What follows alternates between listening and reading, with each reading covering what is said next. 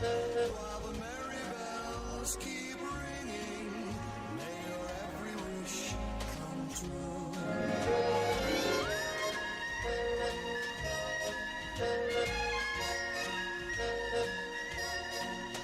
May the calendar keep ringing, happy holidays to you.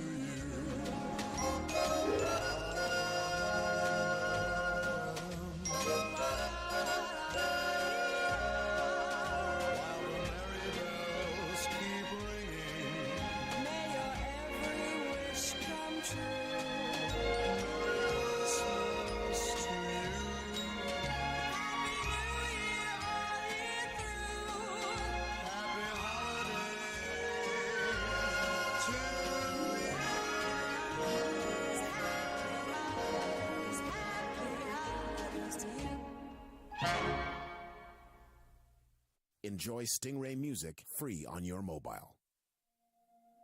Oh, my love, we've had our share of tears. Oh, my friend, we've had our hopes and fears. Oh, my friends, it's been a long, hard year, but now it's Christmas. The moon and stars seem awful cold and bright. Let's hope the snow will make this Christmas right. My friend, the world will share this special night, because it's Christmas. Yes, it's Christmas. Thank God it's Christmas. For one night. Thank God it's Christmas. Thank God it's Christmas. Thank God it's Christmas. Can it be Christmas? Let it be Christmas every day. Oh, I love, we've lived in troubled days. Oh,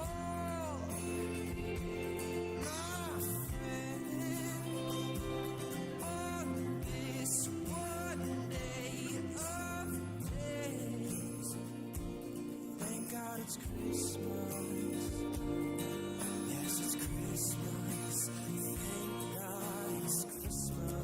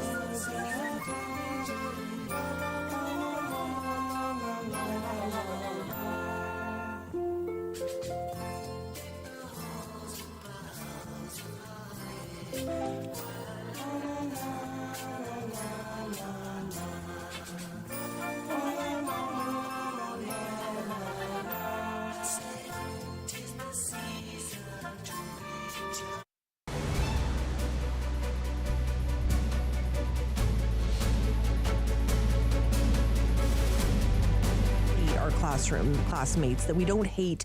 We ask them to get along, and this isn't happening at the school board trustee level. That there's this kind of thing going on, but yet that's why one of the reasons kids go to school is to create those social connections.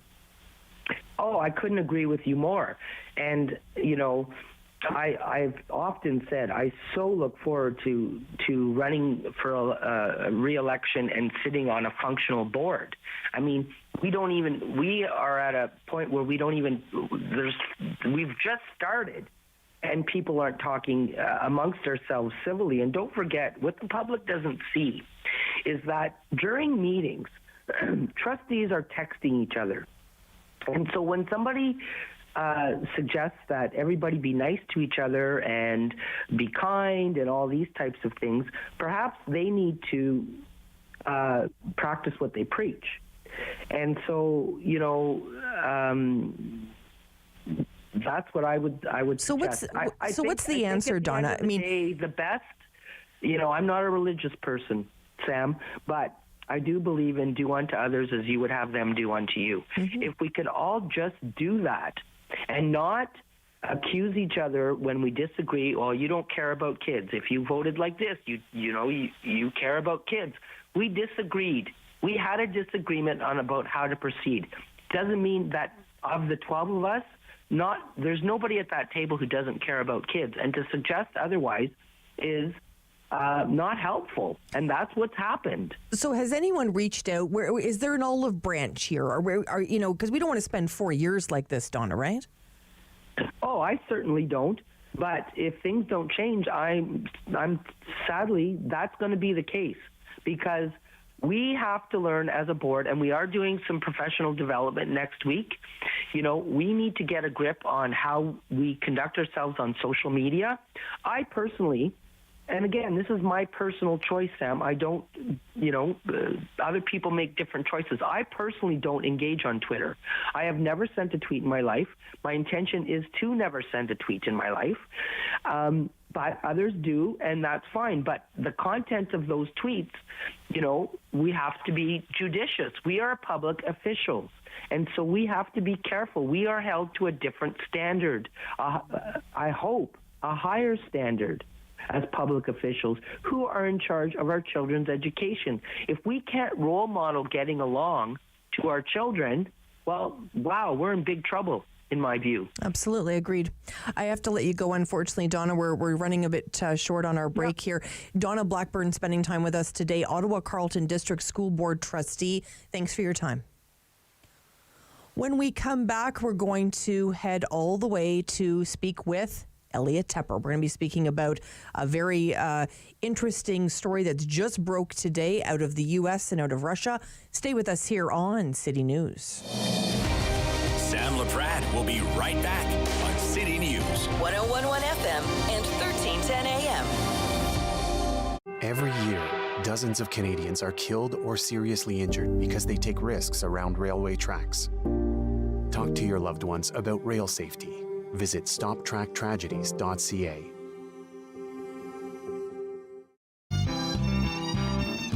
My name is Joel Tamas. This is Red Heaven, and we are going to be playing the Encore concert here in Ottawa. I got goosebumps just looking at the lighting and the sound, and it's very exciting to show up at a place like Shankman. It's about sharing and caring. It's about doing and belonging. It's about living life to its fullest. And it's about laughing out loud. We are L'Arche Canada, and we're about witnessing and sharing the gifts of all people. Learn more about us today.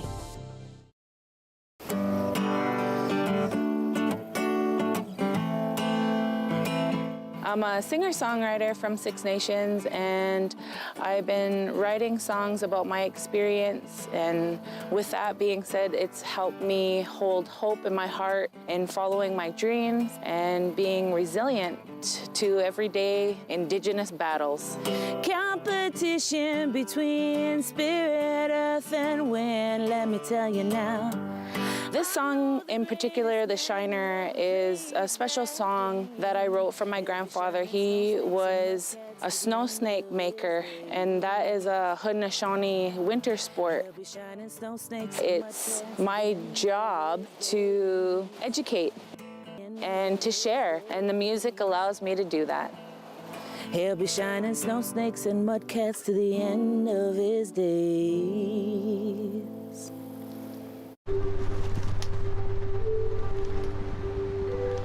Bipolar disorder.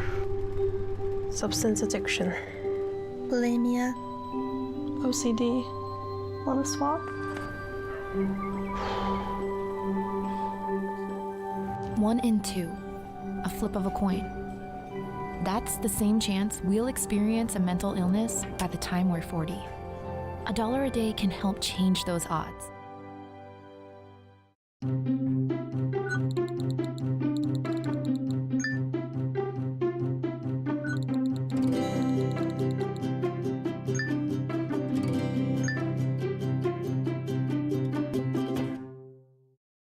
Play 4 games of bingo from the comfort of your own home each Monday at 7 p.m. for your chance to win money from our $2,000 regular bingo or $5,000 super bingo night. Kiwanis TV Bingo, Mondays at 7 p.m. on Rogers TV.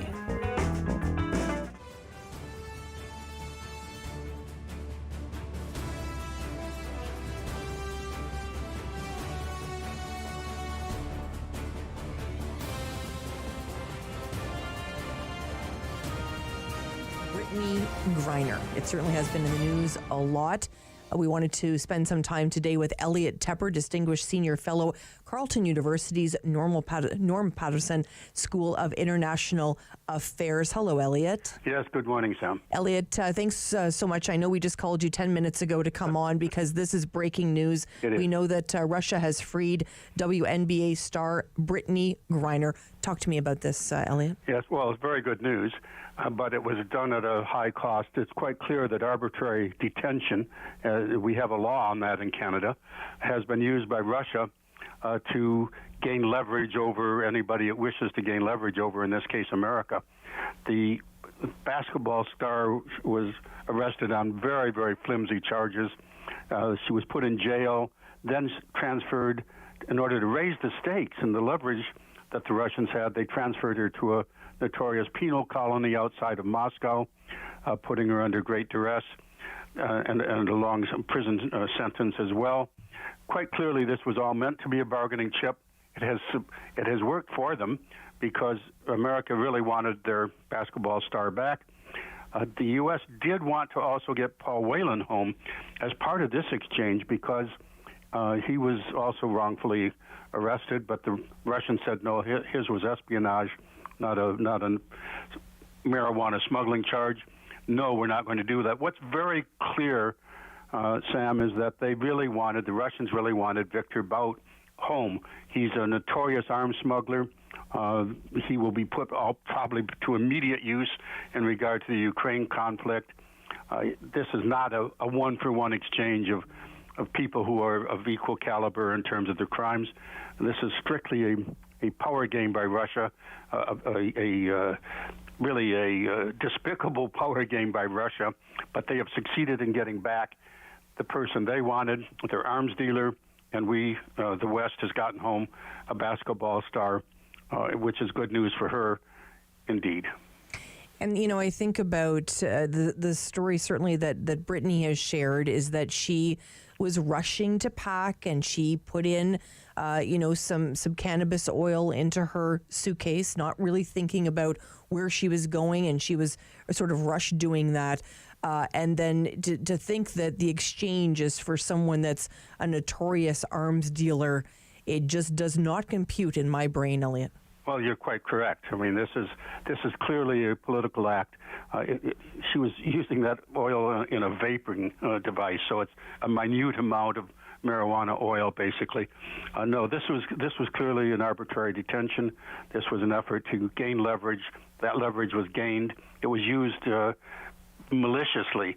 They were really subjecting this basketball star. Just to back up a bit, she was there to be, in her off season, joining a Russian basketball team. She was helping Russia develop its basketball skills. So this was really another revealing dimension, if we needed any more, about the nature of Mr. Putin and his regime. This is really not a normal government in any sense of the word. We understand that Brittney is on a plane home to be with her family. They have been incredible, Elliot. They have just been, tenacious and wanting her home, dreaming about this moment. We've seen these reunifications before, Elliot, and they're just they're emotional, and we expect this one to be that as well. Yes, and the announcement came right from the White House. Pressure was put on Joe Biden, and he, of course, was open to it because of his own low regard for Mr. Putin and the Russian regime. Yes, this was announced from the White House. The Vice President was there. The Secretary of State was there. The President, of course, hugged Brittney's, hugged the wife, and the wife then thanked everybody, but also thanked lower-level officials, pointing out how many different parts of the U.S. government were involved in trying to arrange this swap, which has now happened. Unfortunately, they couldn't bring Paul Whelan home at the same time, and others who are arbitrarily detained.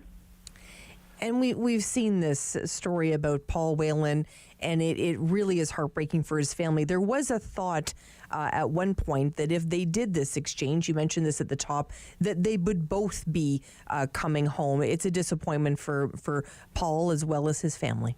Apparently the negotiations are continuing. It's not a lost cause, and the U.S. President has publicly said we're not going to rest till we get him home as well. Remember, there was earlier in April another prisoner swap. Trevor Reed was brought back. I heard the name Bill Richardson in passing as part of this, so he's been a veteran politician in the U.S. He's been involved in earlier prisoner exchanges or prisoner releases from North Korea and elsewhere. So this is not the end of the story, but it's a very good news story for the Griner people, Griner family, and I think for all Americans who saw this as such an unjustified punishment of a nearly innocent person for political purposes by Mr. Putin. And he has gotten back a very high value prisoner in exchange. And I'm afraid we will hear the negative effects of that, because now they've got a smuggler back, an arms dealer back at a key time. Elliot, let me ask you this. You know, this is really a story between the U.S. and Russia. Why should Canadians care? We're all part of this game, aren't we? This is, among other things, I keep using the term arbitrary detention. We had our two Michaels who were picked up in China for no reason other than for political ends as part of the Meng Wanzhou case. We passed a law about this, and other countries have joined in on this. There's a treaty now about it. So this is an attempt to bring civility back to the degree possible, where rogue regimes will behave in ways which are not considered part of a normal state-to-state relationship. This is basically illegal and criminal behavior by states in order to gain ends of their own through this squeezing of foreigners by picking people up off the streets, in this case at the airport. So we all are invested in this. We all have a vested interest in civilized, law-abiding state-to-state relationships, even at the time of stress. There are even laws of war which are meant to be adhered to. Russia's not adhering to those as well. As we know, the people of Ukraine are paying a terrible cost for the Russian illegal war and how they're conducting that war. So these are essentially rogue regimes, and we're seeing one small aspect of it in this prisoner exchange. Grateful for your time always, Elliot. Well, good to talk to you, Sam. Thank you. Elliot Tepper is spending time with us today. Distinguished Senior Fellow, Carleton University's Norm Patterson School of International Affairs. Appreciate his time. The topic, of course, was the fact that Russia has freed WNBA star Brittney Griner on Thursday in a dramatic high-level prisoner exchange with the United States, releasing notorious Russian arms dealer Victor Bout. Stay with us here on City News. Sam Laprade will be right back on City News. 101.1 FM and 1310 AM. Hello, I'm Jim Deeks, host of Canada Files. I hope you'll join me each week for interesting and informative discussions with some of Canada's most impressive people.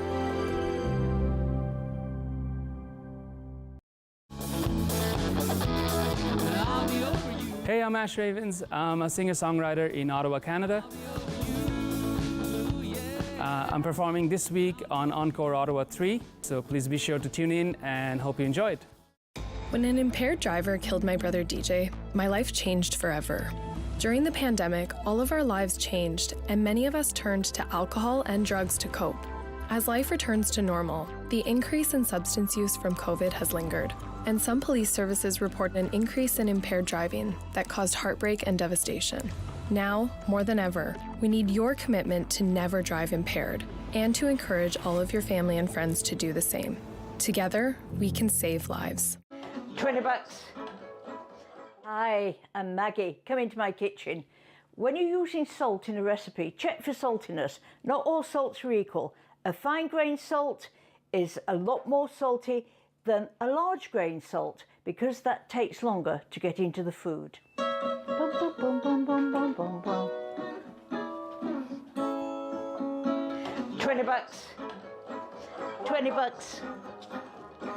Down the October 5th, 2014, my daughter was hit by a train. She was walking along the sides of the tracks, and it shattered her world. Join me for Season 3 of Paula Roy's Favorite Foods.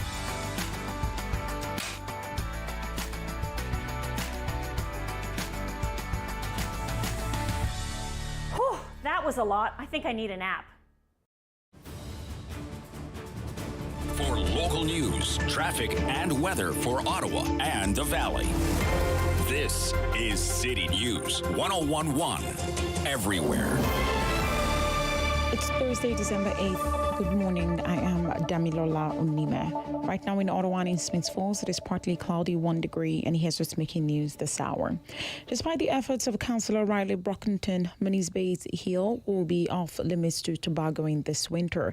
The councillor put forward a motion, but he was defeated by a single vote. Brockington says the hill could have been made safer for winter activities by installing a fenced-off area either from the top or even halfway down the hill. The hill was never officially sanctioned by the city, and last winter a young girl died after her sled crashed into a pole. And the City News Snowsuit 50-50 fund campaign is still on, and so far over $116,000 have been donated. Now, half of the money in the jackpot will be used to keep more children in the capital warm this winter, while the other half goes to the winner of the jackpot. The jackpot draw is on January 20th at 8:45 a.m. An added bonus this week: if you buy tickets before tomorrow, you'll be entered into the bonus draw for a $1,000 Canadian Tire gift card. Tickets are selling for between $10 to $100 each, or you can send money to 55555 to have a link sent to your mobile phone. Meanwhile, the Ford government says starting next Monday, pharmacists will be able to prescribe Paxlovid to eligible Ontarians at no cost, both in person and virtually. Health Minister Sylvia Jones made the announcement this morning. The province's top doctor said in a statement the change will expand access to the medication, increase protection to the most vulnerable, and ease hospital pressures. City News time is 10:32. I am Damilola Unime. For news anytime, follow up online at ottawa.citynews.ca. The Sam Laprade Show continues on City News 101.1 FM and 1310 AM.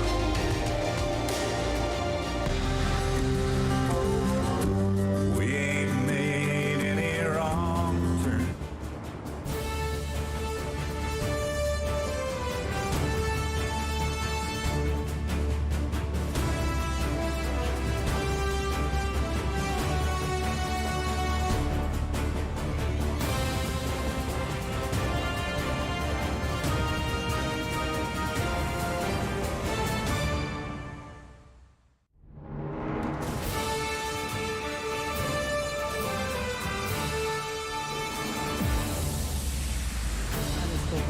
only Tom Jackson, and Tom joins us now. Hi, Tom.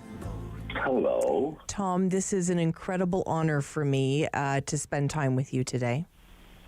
Oh, you're very kind. Thank you so much. Tom, tell us a little bit about your career. What's your journey been like? It's been exciting, to say the least. I'm a very fortunate guy in that a lot of things that have happened to me were really timing. I started out volunteering for a public access radio station broadcasting, and that led to a conversation with CBC, and they offered me a show, and when I realized that radio doesn't have a color, and at that time that was very significant in 1971. So that gives you an idea how old I am. It was all the way back then. But that kind of just evolved to another thing. I prior to that, I had a friend of mine who worked at a Indian and Métis Friendship Center, and he was a musician, and he once grabbed me by the scruff of the neck, and he said, "Jackson, why don't you do something else with your life instead of running around with gangs?" And I said, "Like what?" And he said, "Well, I don't know. Would you like to learn how to play guitar?" So he showed me how to play guitar. Mm-hmm. And he's gone now, but his name was Graham Jones, and he was from Winnipeg. And I started to tinker around on the guitar, and then I had an opportunity to sing once where Ian Tyson was, but I wanted to sing one of his songs, and I felt embarrassed to go and ask him. So I thought, oh, maybe I'll start writing songs. So, I mean, that sounds all goofy, but it's true. And that led into theater and subsequently film and television. Do you ever look back and think, how did it all happen? Sorry, I didn't quite hear you. I said, do you ever think back and think, how did this all happen? And it just it sounds like it all built on one another. It did, but at some point in my life, I realized that I had to be doing something for somebody else, and I became much more proficient at what I was doing when I started realizing I wanted to do it for somebody else. And that came out of what evolved today to be Stories, Songs, and Santa Clauses. I had a time in my life where I was living in a dark space, and I built this space myself, and I was addicted to drugs, and I had a visitor, and the visitor came to me and said, I'm going to do you a favor. I'm going to send you an angel, and that angel is going to be worse off than you. And if you help that angel, I'm going to help you. And I said, well, how am I going to know this angel will have wings? And he said, no. And I went looking. I took the deal. And I went looking, and I found that there were a lot of angels out there that were worse off than me. And that brought me here to you. So everything that I've done since then has been dedicated to helping others that were worse off than me, because it saved my life, and it made a huge difference to me, and it made a difference ultimately to a lot of people in this country and to some degree around the world. So if you're down and out, let me just say, go do something for somebody. Mm-hmm. Pick up your phone and to tell somebody else that you love them, and tell them to do the same. Wow. You'll feel better, and the person you're talking to will feel better. I mean, we have a responsibility these days to make people happy and healthy. Healthy is happy, happy is healthy. So what we can do as entertainers in particular is make people smile. I mean, I think that art is the most powerful tool for transformation and instrument of transportation in the world. So we should use it. If you're talented and you have things, do something for somebody else. And, you know, I'm not often speechless, but what you shared, Tom, in terms of an angel and how you sort of got yourself out of that situation and by helping somebody else, I mean, that's a message, I think, no matter what time of year we hear it, is an important one. There's just so much hate right now, Tom. Do you feel it? I do. My focus has become on the lives of children. We have to pay attention to how the child is being impacted by the world right now. You may not think, but when all this is going on in Ukraine, the conflicts in Ukraine, there's 7.5 million children in Ukraine that don't know how to be a child anymore. And our children watch that. They get impacted. We need to teach children to be children. If you ask me what's the secret to that, if there was, well, be kind. You don't have to teach a child kindness. You only need to be kind to the child. And if your family sees that, they'll like it. Mm-hmm. And what if your community sees the family? They'll like it. What if the nation sees it? What happens then? What if they like it? It's a beautiful thing. It is a beautiful thing. To be kind. And you're bringing all that beauty to the capital. And tell us a little bit about your visit here to Ottawa. Well, I've got two friends that I'm traveling with, Tom McKillop and John MacArthur Ellis. They help me. We're comrades and tricksters, and we poke each other all the way through our show, and we get to teach the audience the verb. Christmas is a verb. Would you agree? I agree. It's like we've known this for all our lives. Mm-hmm. We get a chance to give gifts to children and to moms and dads and sons and daughters and sisters and brothers, and it makes us feel good. So Christmas, don't just celebrate it, be Christmas. Beautiful. And we're going to show you how to do that when you come to the show. Our job is to give you joy, and we're dedicated to that. And where can people see the show, Tom? What date and where are we finding you? Well, now you're asking me. I got to put my glasses on now. I can help you out a little bit. I believe it's December the 11th at the First Unitarian Church Congregation of Ottawa. See, you're reading my mind now. You have ESP. There you go. It's so are tickets still available? Do you know, Tom? Yes, they are. Tickets says you can go to harmonyconcerts.ca. harmonyconcerts.ca. What's it like when you come to the capital, Tom, and spend time here? I once thought, and this is could be 30 years ago, something like that I first frequented the capital, and I thought to myself, if there was another place that I wanted to live, Ottawa would be the place. Mm-hmm. So it's on my list. If I ever decide to settle down somewhere, you might find me in your backyard. I would love that. I would love that. Absolutely. It's such an honor to spend time with you. When you come to the Capitol and you look out into that audience on December the 11th. Hopefully, we've inspired some of our listeners to get tickets as well. You know, who do you think you're going to see in the audience, Tom?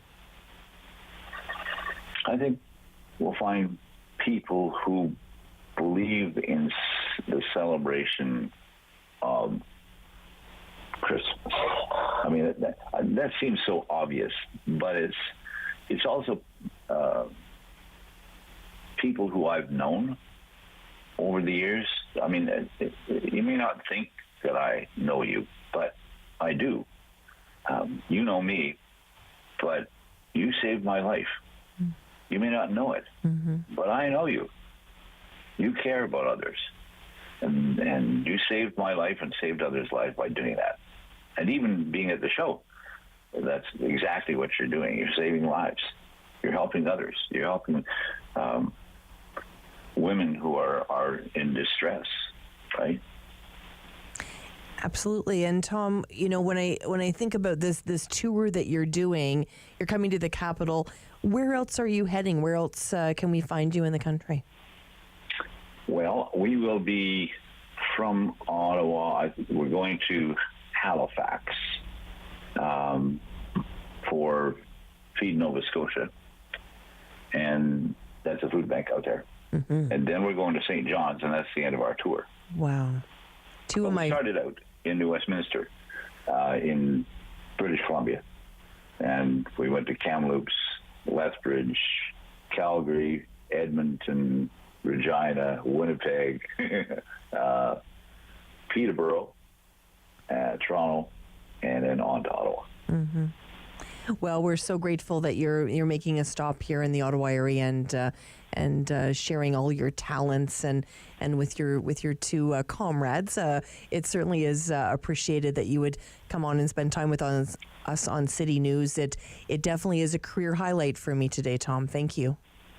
Oh, thank you very much. You know, we may think in our lives that we have become successful and worked hard to get there, but we always have to remember it takes a team. So to honor the team that helped you by looking back every once in a while to make sure that there's somebody isn't falling behind you, and you can honor the team that helped you by helping them. Beautifully said. Tom Jackson spending time with us today on City News, actor, musician, activist, and just sharing some beautiful words with us today. He's going to be in Ottawa December the 11th, performing there a very special program called Stories, Songs, and Santa Claus. Appreciate his time today. When we come back, we're going to spend some time with one of the members of the Ottawa Police Service. Stay with us here on City News. Sam Laprade will be right back on City News. 101.1 FM and 1310 AM. Next time on Simply Cooking by Chef. With the cost of food constantly on the rise, we can't afford to let good food go to waste. I'll show you how to whip up a tasty and healthy meal with on sale and discounted items, which will save you a few bucks as well. Every year, dozens of Canadians are killed or seriously injured because they take risks around railway tracks. Talk to your loved ones about rail safety. Visit stoptracktragedies.ca.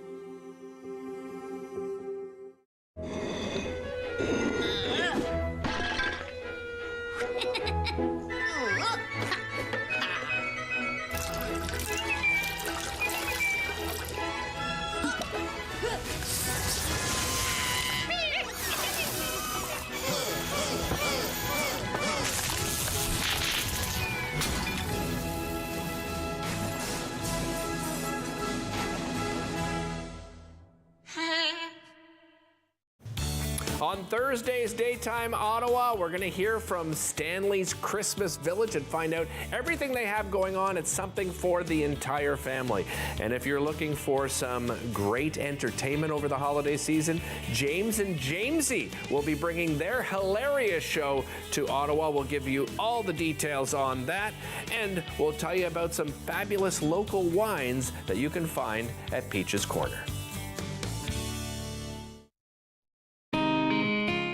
Hi, I'm Meg from AIM Fitness, and I'm here with my buddy Fit Finley. Join us every week for Fit Over 50. We'll take you through some low-impact and high-intensity workouts designed to improve your strength and your balance. All you'll need is a resistance band, some light hand weights, and also your water bottle and a sturdy chair. Tune in right here on Rogers TV and let us be part of your weekly routine. From coast to coast, all across Canada, there's something very special going on. It's time to show your support. Time to spread the word. Time to demonstrate your commitment to safe and sober driving. Join thousands of Canadians and tie a ribbon on something or someone you love. And take the time to have a real conversation about impaired driving. Mad Project Red Ribbon. Tie it, wear it, show it, share it, live it. Find out more at mad.ca. My name is Joel Tamas. This is Red Heaven, and we are going to be playing the Encore concert here in Ottawa. I got goosebumps just looking at the lighting and the sound, and it's very exciting to show up at a place like Shankman.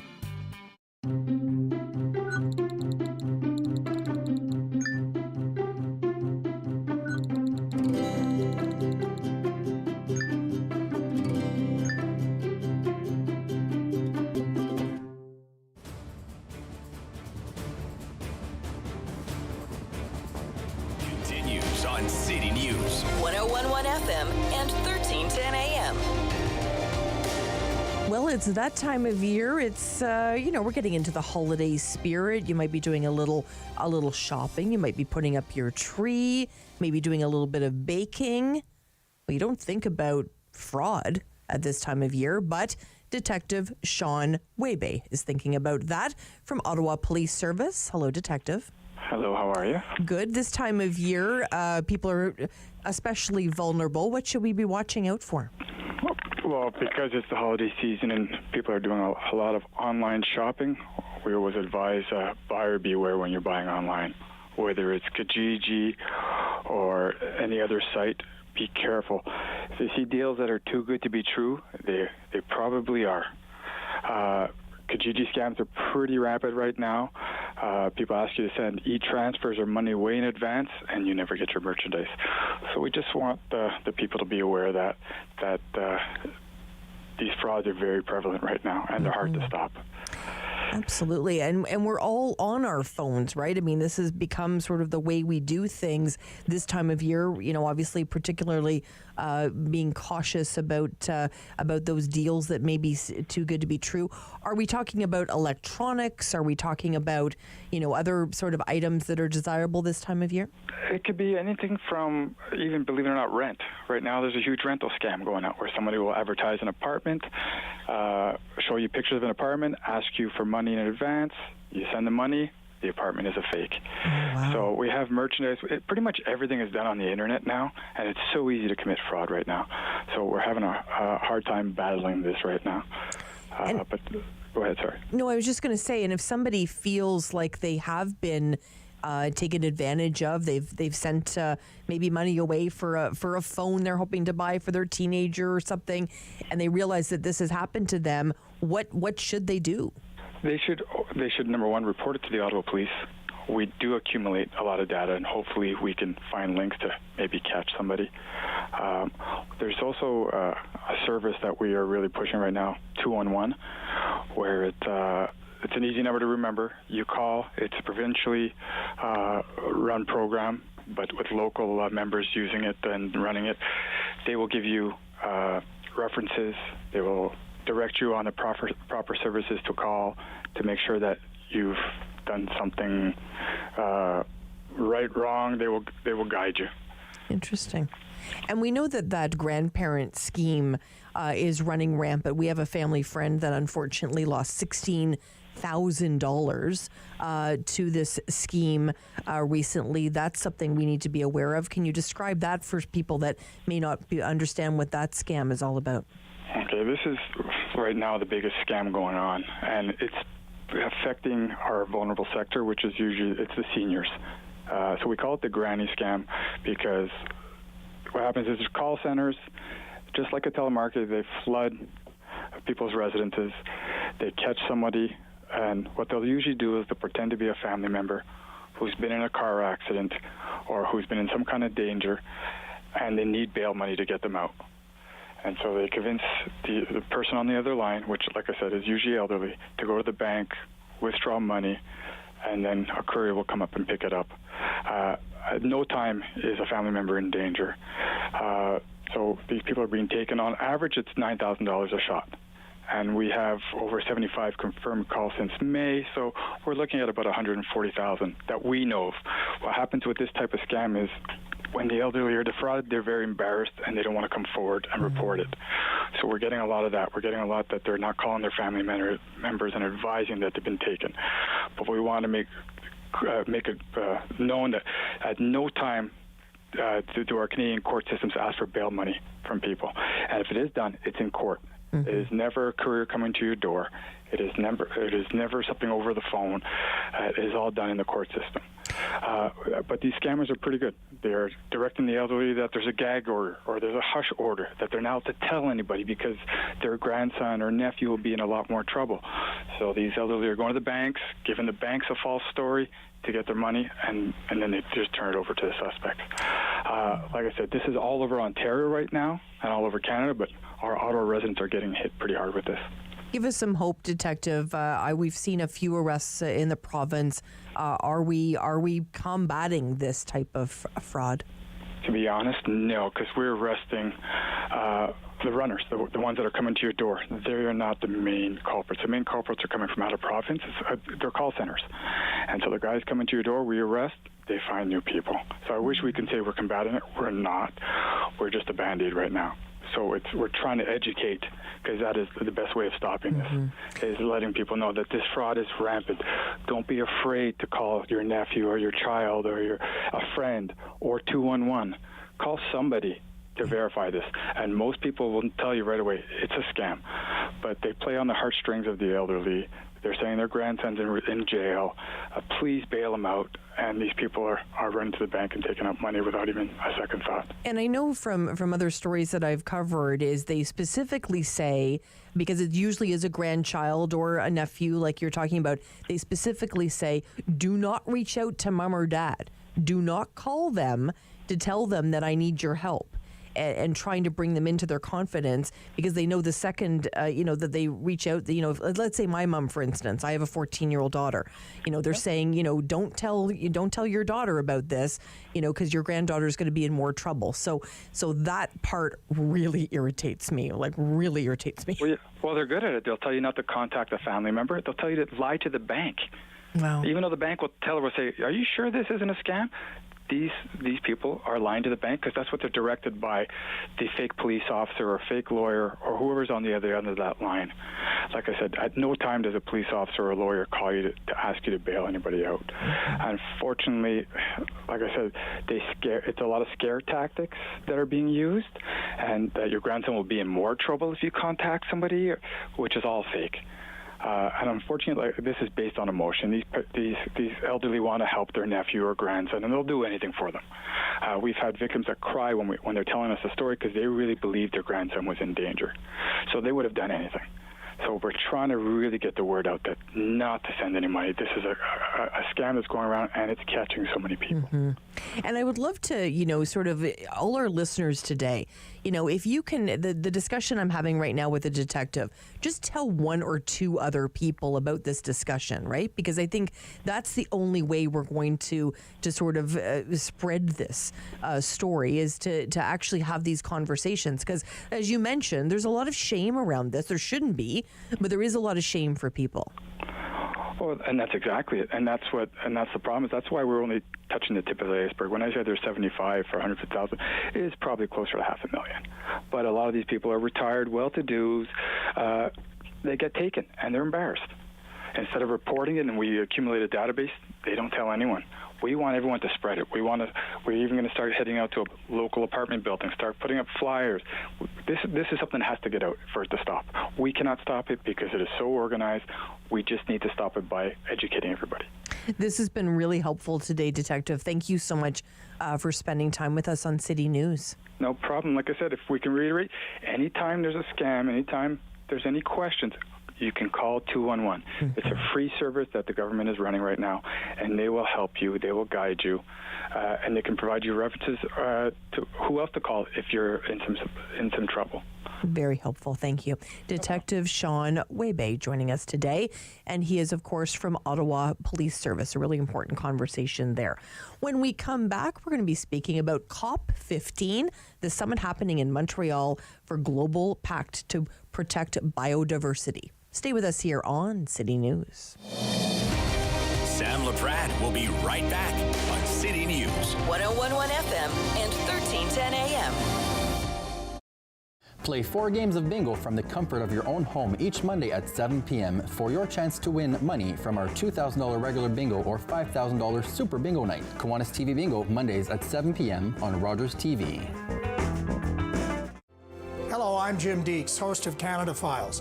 I hope you'll join me each week for interesting and informative discussions with some of Canada's most impressive people. Everybody knows not to drink and drive, but some people still think it's okay to take drugs and drive. Police have the authority, the ability, and the tools to determine if drivers are impaired by legal or illegal drugs. And because drug-impaired drivers can pose just as great a risk as drunk drivers, they face the same penalties, like the loss of their driver's license, a criminal record, fines, and more. A message from the RCMP, the Canadian Association of Chiefs of Police, and Arrive Alive, Drive Sober.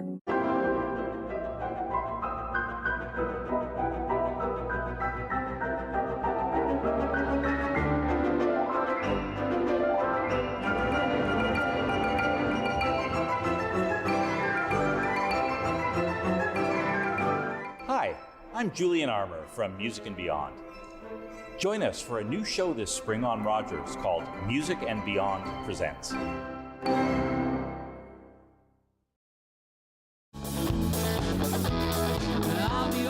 Hey, I'm Ash Ravens. I'm a singer-songwriter in Ottawa, Canada. I'm performing this week on Encore Ottawa 3, so please be sure to tune in and hope you enjoy it. October 5th, 2014, my daughter was hit by a train. She was walking along the sides of the tracks, and it shattered her world.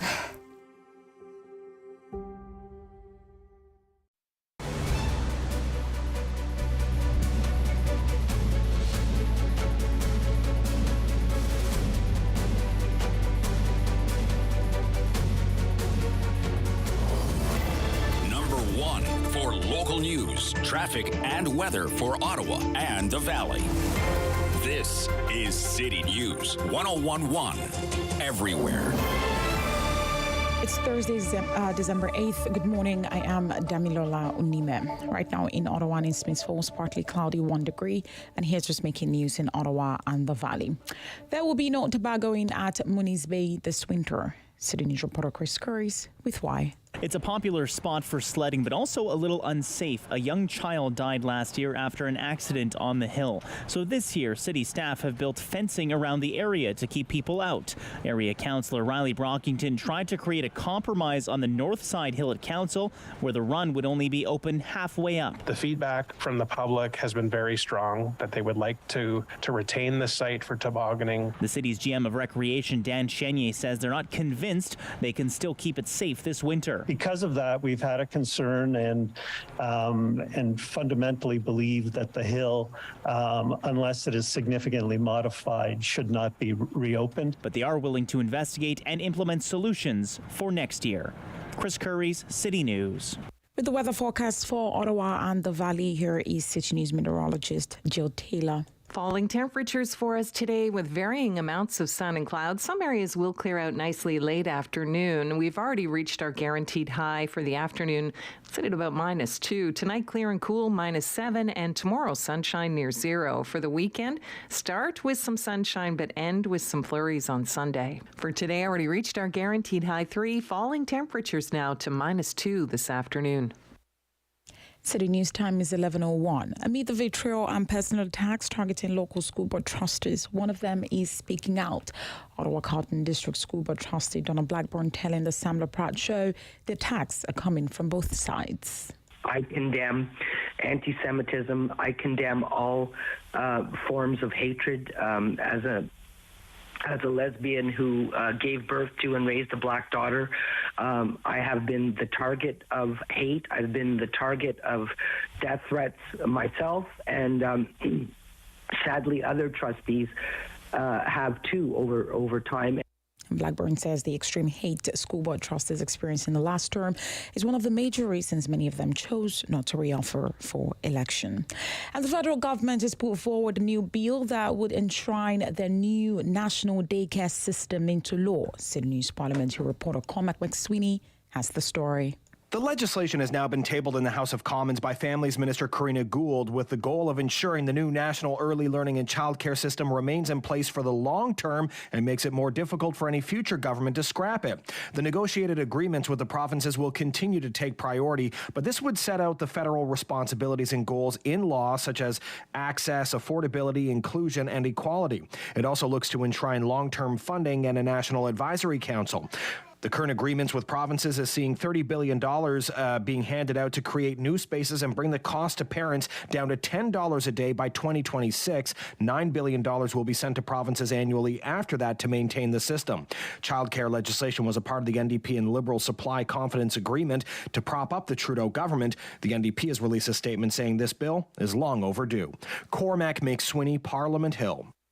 I am Damilola Onime. For News Anytime, follow up online at ottawa.citynews.ca.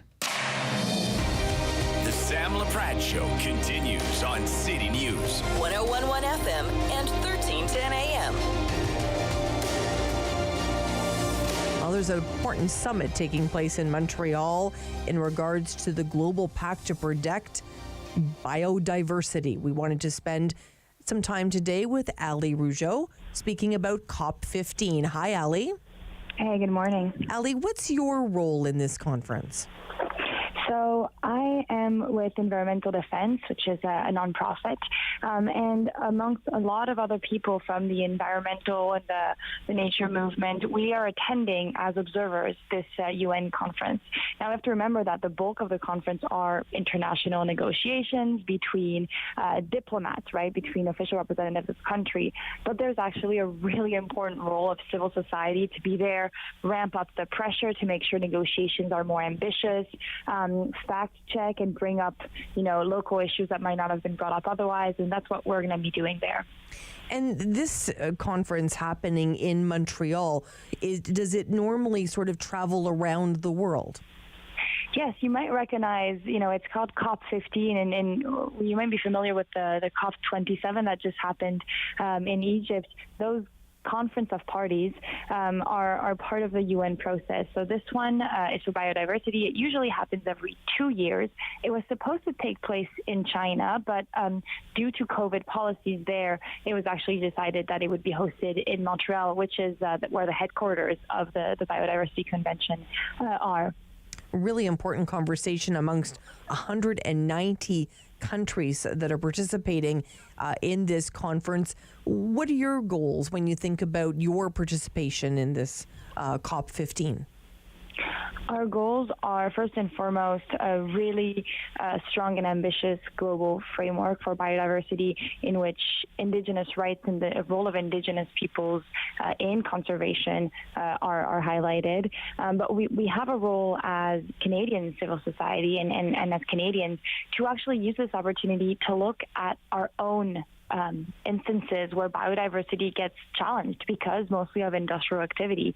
We really hope this is a moment where we can have a national conversation about the importance of biodiversity, the contribution it does to our health, to our food, to our lives, and talk about the places where it's threatened. And just to name a few instances where it is threatened here at home, you can think of the oil sands, of course, in northern Alberta. You can think of the Great Lakes and the pipelines going through it.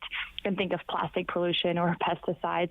Unfortunately, the list goes on of places where in Canada we're not protecting biodiversity to the level that we should. And how do we do on the global stage, Ali, when it comes to biodiversity? Well, I think this conference will really kind of tell the role we're going to play. But again, we have a tendency to do quite well in terms of words and appearing ambitious on global stage and then not doing our homework back home. So I think it would be a good reflection of Canada while it hosts the summit to make announcements on how it's going to deal with those issues at home of making sure that economic activity are not taking over and superseding the importance of biodiversity. And you spoke, Ali, about pipelines and sort of major projects, but you also mentioned the responsibility lies with each and every one of us. What small role can we play to further the goals of COP15? Well, the first one is us signaling to our officials that it does matter, because when they go to these international conferences representing us, if they don't feel like it is our priority, if we've never voiced it, if we haven't taken the time to email and call and meet with representatives, then we'll never, they'll not be representing that side of our priority. So we have to make our priorities clear, and that's something that you and I can all do by contacting elected officials.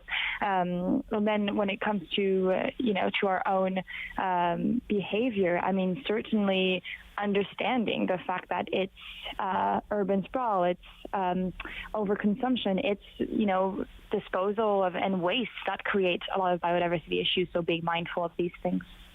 And, when I think about Canada's role, did the Environment Minister speak at all about the role of Canada? Certainly, the Environment Minister has been really present on the first day, made big announcements that I'm hoping Indigenous organizations will be able to comment on whether they find appropriate, but big announcements on Indigenous conservation. And now they have, this complex role to play where they're kind of co-hosting this with China, and so have to work in a bit of a diplomatic effort to make sure that the priorities of both countries end up on, the priorities of how they want to lead these negotiations end up on the agenda. But for now, the minister has been quite present. Mm-hmm. And give us a sense of the conference. How long is it, and how many attendees are there? Yeah, it's actually a big conference. We're talking about between 17,000, 20,000. For those of you that are not familiar, it looks like a mix of, important negotiations and somewhat of a trade show, if I had to characterize it, where a lot of countries come and a lot of different initiatives come to show their progress. It's a great space for learning best practices, actually.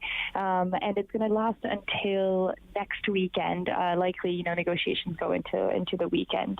And there are many ways that people, if they have the ability to go to Montreal, there are many ways the public can interact with it. There's a lot of programming that's happening outside the negotiation halls that people can totally interact with as Canadians. And Ali, where can we find more information? I mean, I would suggest to go, for example, on the Environmental Defense website, we have a few resources to tell you, what we'll be looking at, what we're looking for. But if you want to see also the Collective 15, which is Quebec Civil Society, they'll be hosting, a few of these side events. Mm-hmm. And obviously, when I think about this beautiful country, I think about the oceans that surround us, the water, of course, that we get to enjoy, rivers, lakes, that type of thing, the wildlife. These are things that can't be replaced. We've seen such tragedy in terms of species just being eliminated at all. Is this what drives you, Ali? Yeah, you're absolutely right. It really is what you were mentioning, the beauty, the power, and the necessity of all these. When I think of biodiversity, younger me, I thought it was just about the big, beautiful animals, and it is, but it's also about where our food comes from, where our clean air and clean water comes from, right? Nature has this role of filtering and cleaning up for us, our resilience to climate change, our medication, and our mental health. There's a huge part of us that need to be surrounded by nature and part of nature to do well for physical and mental health. So that's really what drives me. And also the fact that, Canada is home, as you were pointing out, to so much rich biodiversity that it's really our duty as people living here to feel a need to protect it and a responsibility to do that. I remember reading a story a couple of years ago about a certain species of caribou that were sort of tracking, migrating every year and having their babies and then coming back. And unfortunately, during that time, a big logging road had been built there. And, just the loss of those, caribou and the loss of life of their little ones was just so tragic to think about something. And obviously we need logging, we need all of those things in our country, but it's how to do it so we have the least amount of impact on the vulnerable animals. Yeah, absolutely. And the same goes, with fossil fuel industry, and, from the tankers that disrupt the whales to the oil sands that take over the boreal forest and harm the birds and the pipelines in the Great Lakes. I mean, all of these are constantly in opposition right now, and it doesn't have to be this way. But you're right. I think we need to shift our attitude and make sure we prioritize the life-giving nature and not, short-term economic gains. Well, Ali, we'll let you get back to COP15. Appreciate your time today. Oh, thank you for having me. Ali Rougeau joining us, Environmental Defense, talking about that important conference that's going on right now. As you know, it's going for another week. Ali was just explaining this is a major international conference, 190 countries represented, and of course, just a couple of hours away in beautiful Montreal. Appreciate her time today. Let's talk next about pandemic stress when it comes to teenagers.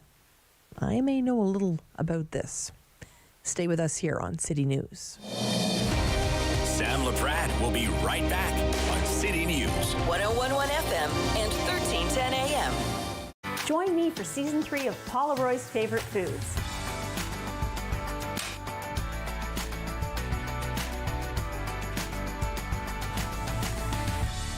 Whew, that was a lot. I think I need a nap. Next time on Simply Cooking by Chef. With the cost of food constantly on the rise, we can't afford to let good food go to waste. I'll show you how to whip up a tasty and healthy meal with on sale and discounted items, which will save you a few bucks as well. I did it. I need it. The hero gave it. And I am alive. As an organ donor, you can save up to 8 lives and enhance the lives of 75 others. Please go to our website. Pledge a gift of life. You'll be glad you did.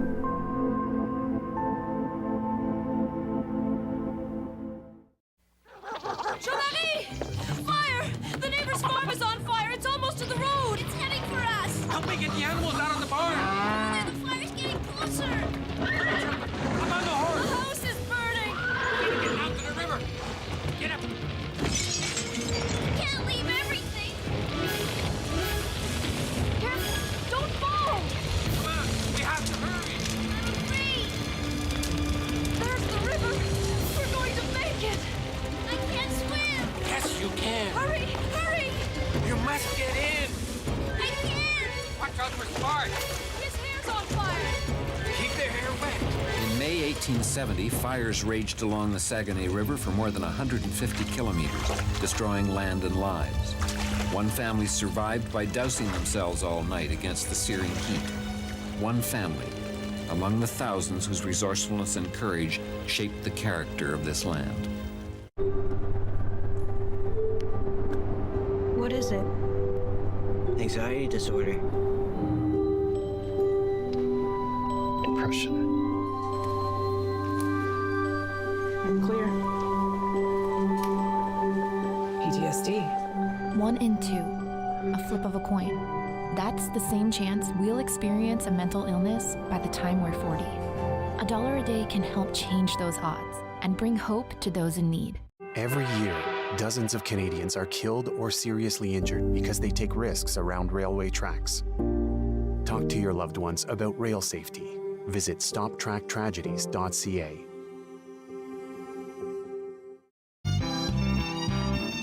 My name is Joel Tamas. This is Red Heaven, and we are going to be playing the encore concert here in Ottawa. I got goosebumps just looking at the lighting and the sound, and it's very exciting to show up at a place like Shankman.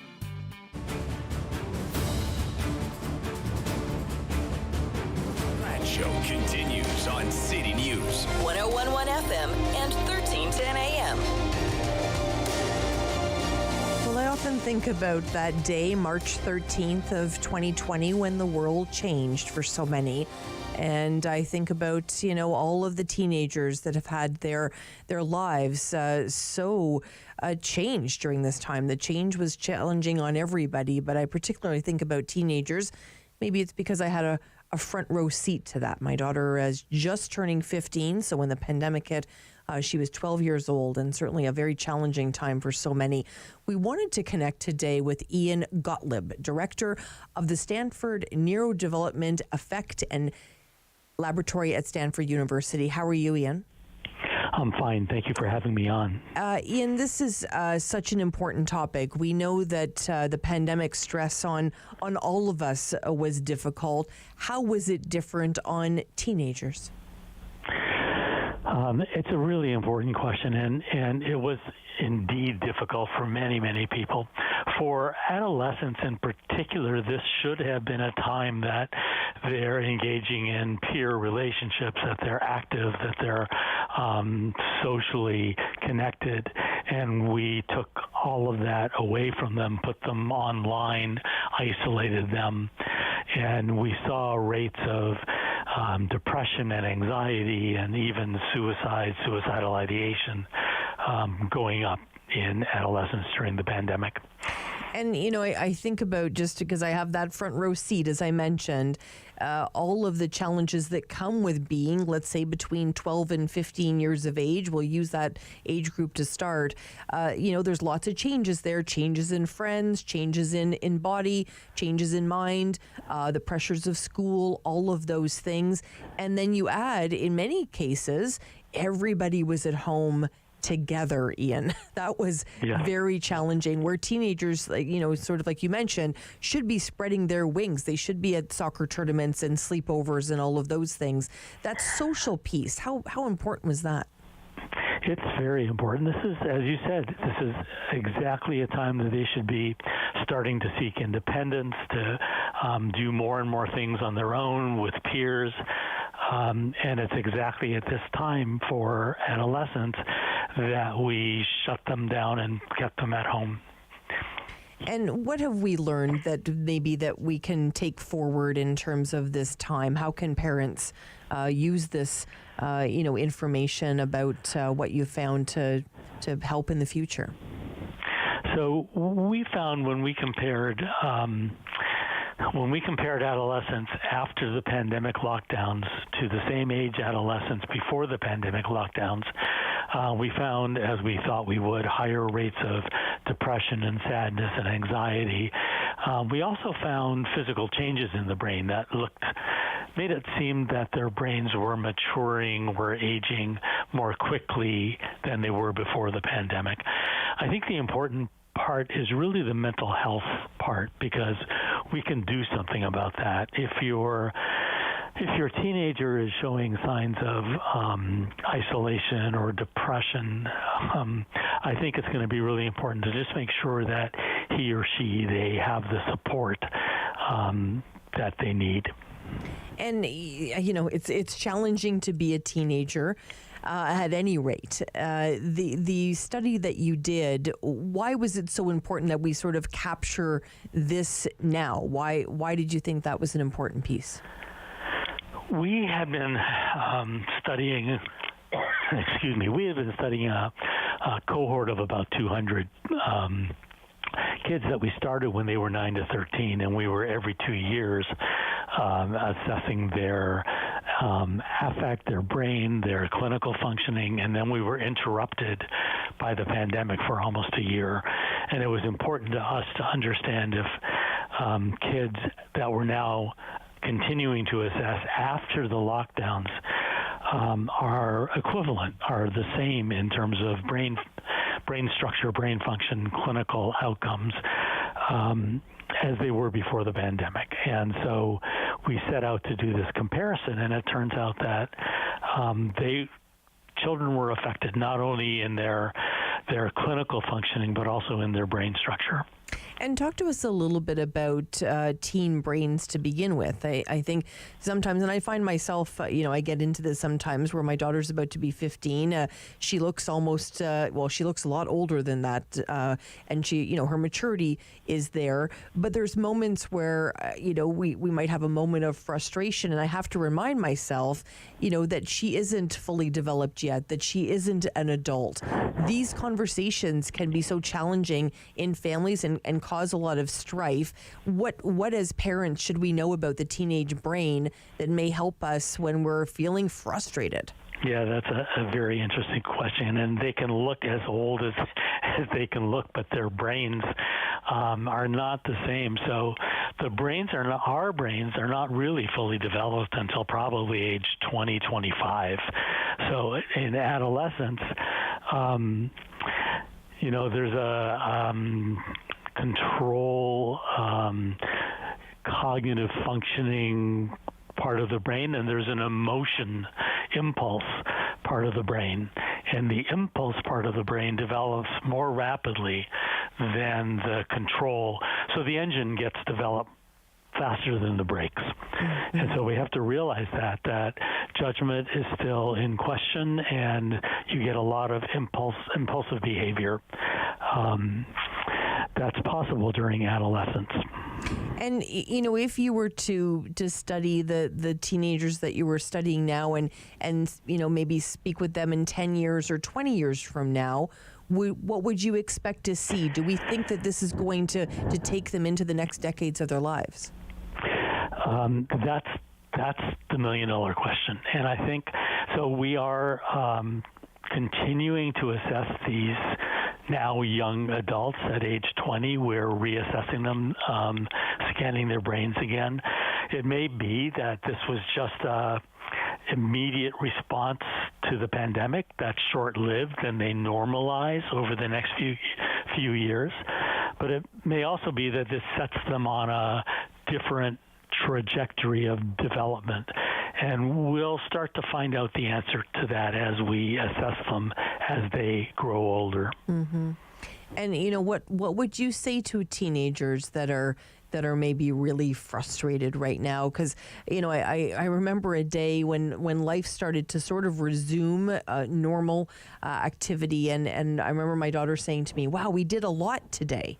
And I thought it was a really interesting sort of thought from her, because it really was just a normal day of what we did pre-pandemic, but it felt like a lot for her that day, because we hadn't been sort of going different places, seeing different people. So she sort of forgot what life was like. Yeah, and I'm hoping this will start to normalize again. I mean, here in the States, they're thinking mask mandates again because of the winter threat of flu and COVID. So I don't know that we'll be back exactly the way we were pre-pandemic, but to the extent that they can spend time with friends, that they can do the kinds of things, as you said, that they were doing pre-pandemic, I think that's going to be a very good thing for their mental health. What do you think the online learning did for them? Well, it's not what I think. We know from data that test scores have gone down, that academic performance has declined overall during the pandemic, not surprisingly. So there's, to be sure, a lot of variability from one adolescent to another. But in general, it was not good for kids learning. Appreciate your time. Really learned a lot from you today. And where can we learn more information if we're looking for, for more sort of thoughts on this and the research that you did? Our lab website is snaplab, snaplab.stanford.edu, and we have many articles available for download. And of course, you can Google COVID and teenagers. Appreciate it. That will get you a lot of information. Thank you so much, Ian. Thanks for having me. For joining us here in Ottawa. Thank you. Ian Gottlieb spending time with us today, director of the Stanford Neurodevelopment at Stanford University. Appreciate his time. When we come back, we're going to head all the way to Pembroke. We're going to be speaking about a very important issue that's happening there. We have a new mayor in Pembroke. We're going to be talking about an issue that has arisen there. We're also going to spend time, as we do every Thursday, with the one, the only Eric Alper. He is a publicist and music commentator, and he, of course, is can be found on Twitter at that Eric Alper. We definitely follow him. He's a hoot to follow. Lots of great music information there. And we're getting ready for lunch. I don't know about you, but I'm looking forward to feasting on those news stories of the day. We're going to be talking a little bit about the Transit Committee and the fact that there won't be those public people on the committee anymore, those public representatives. There's just going to be councillors. So we're going to be speaking about that. We're also going to be speaking about the rise of personal attacks in terms of political officials. We're also going to talk about the fact that we got the news today. Very high stakes swap happened between the United States and Russia. Brittney Griner is heading home. WNBA star was arrested and detained in Russia. She's heading home. There was a swap done a little bit earlier today with a notorious arms dealer, if you can believe it. We are going to talk about all those issues today and much, much more. We hope that you stay with us here on Rogers TV and City News. Sam Laprade will be right back on City News. 101.1 FM and 1310 AM.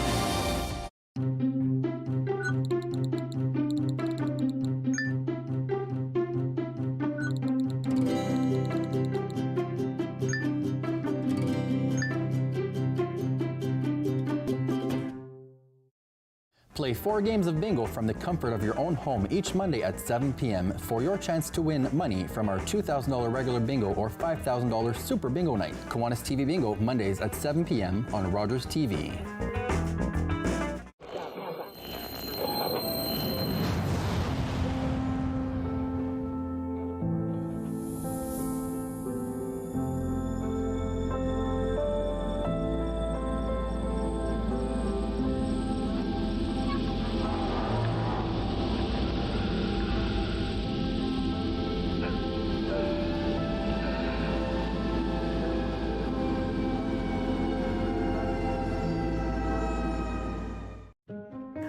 Once upon a time, in a nursery rhyme, there were 3 bears.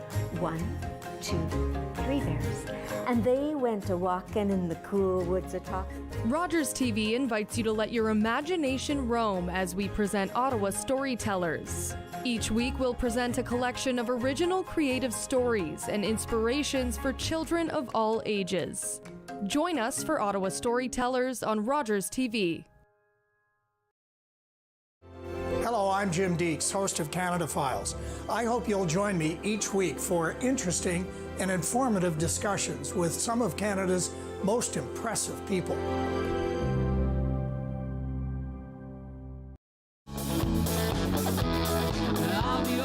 Hey, I'm Ash Ravens. I'm a singer-songwriter in Ottawa, Canada. I'm performing this week on Encore Ottawa 3, so please be sure to tune in and hope you enjoy it.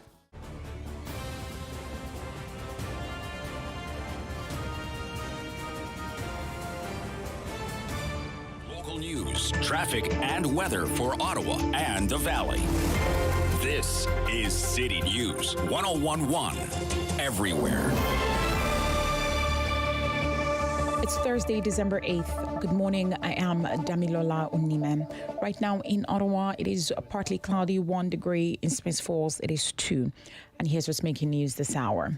We're getting another break at the gas pumps today. The price of gas is down to its lowest level in a year this morning at an average of just under $1.39 per litre. And it will likely be even less expensive if you shop around. But if you wait till tomorrow, the price of gas is expected to dip even further to an average of $1.35.9 per litre for regular unleaded. And the results are in for week 3 of the OPP's Reduce Impaired Driving Everywhere raid campaign. Between December 1 to 7, the Upper Ottawa Valley Detachment conducted 39 ride checks throughout the detachment area. Officers investigated a 30-year-old Petawawa woman at the checkpoint. Now, following the investigation where a roadside screening device was used and she was transported to the detachment for further testing, Megan Christina Whelan is now facing 2 impaired driving charges. Her driver's license has been suspended for 90 days and her vehicle was impounded for 7.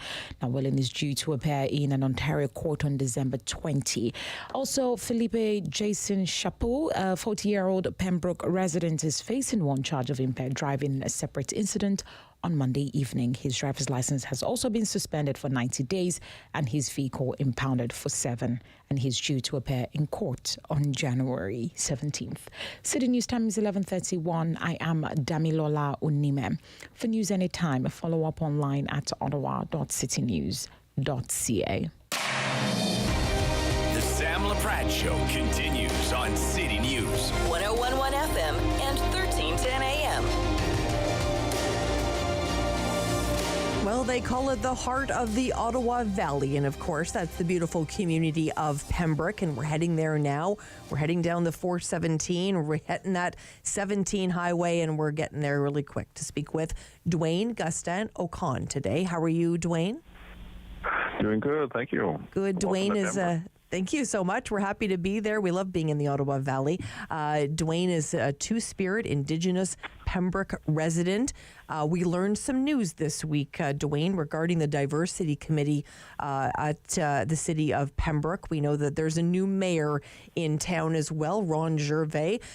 Put those two things together for me. What happened?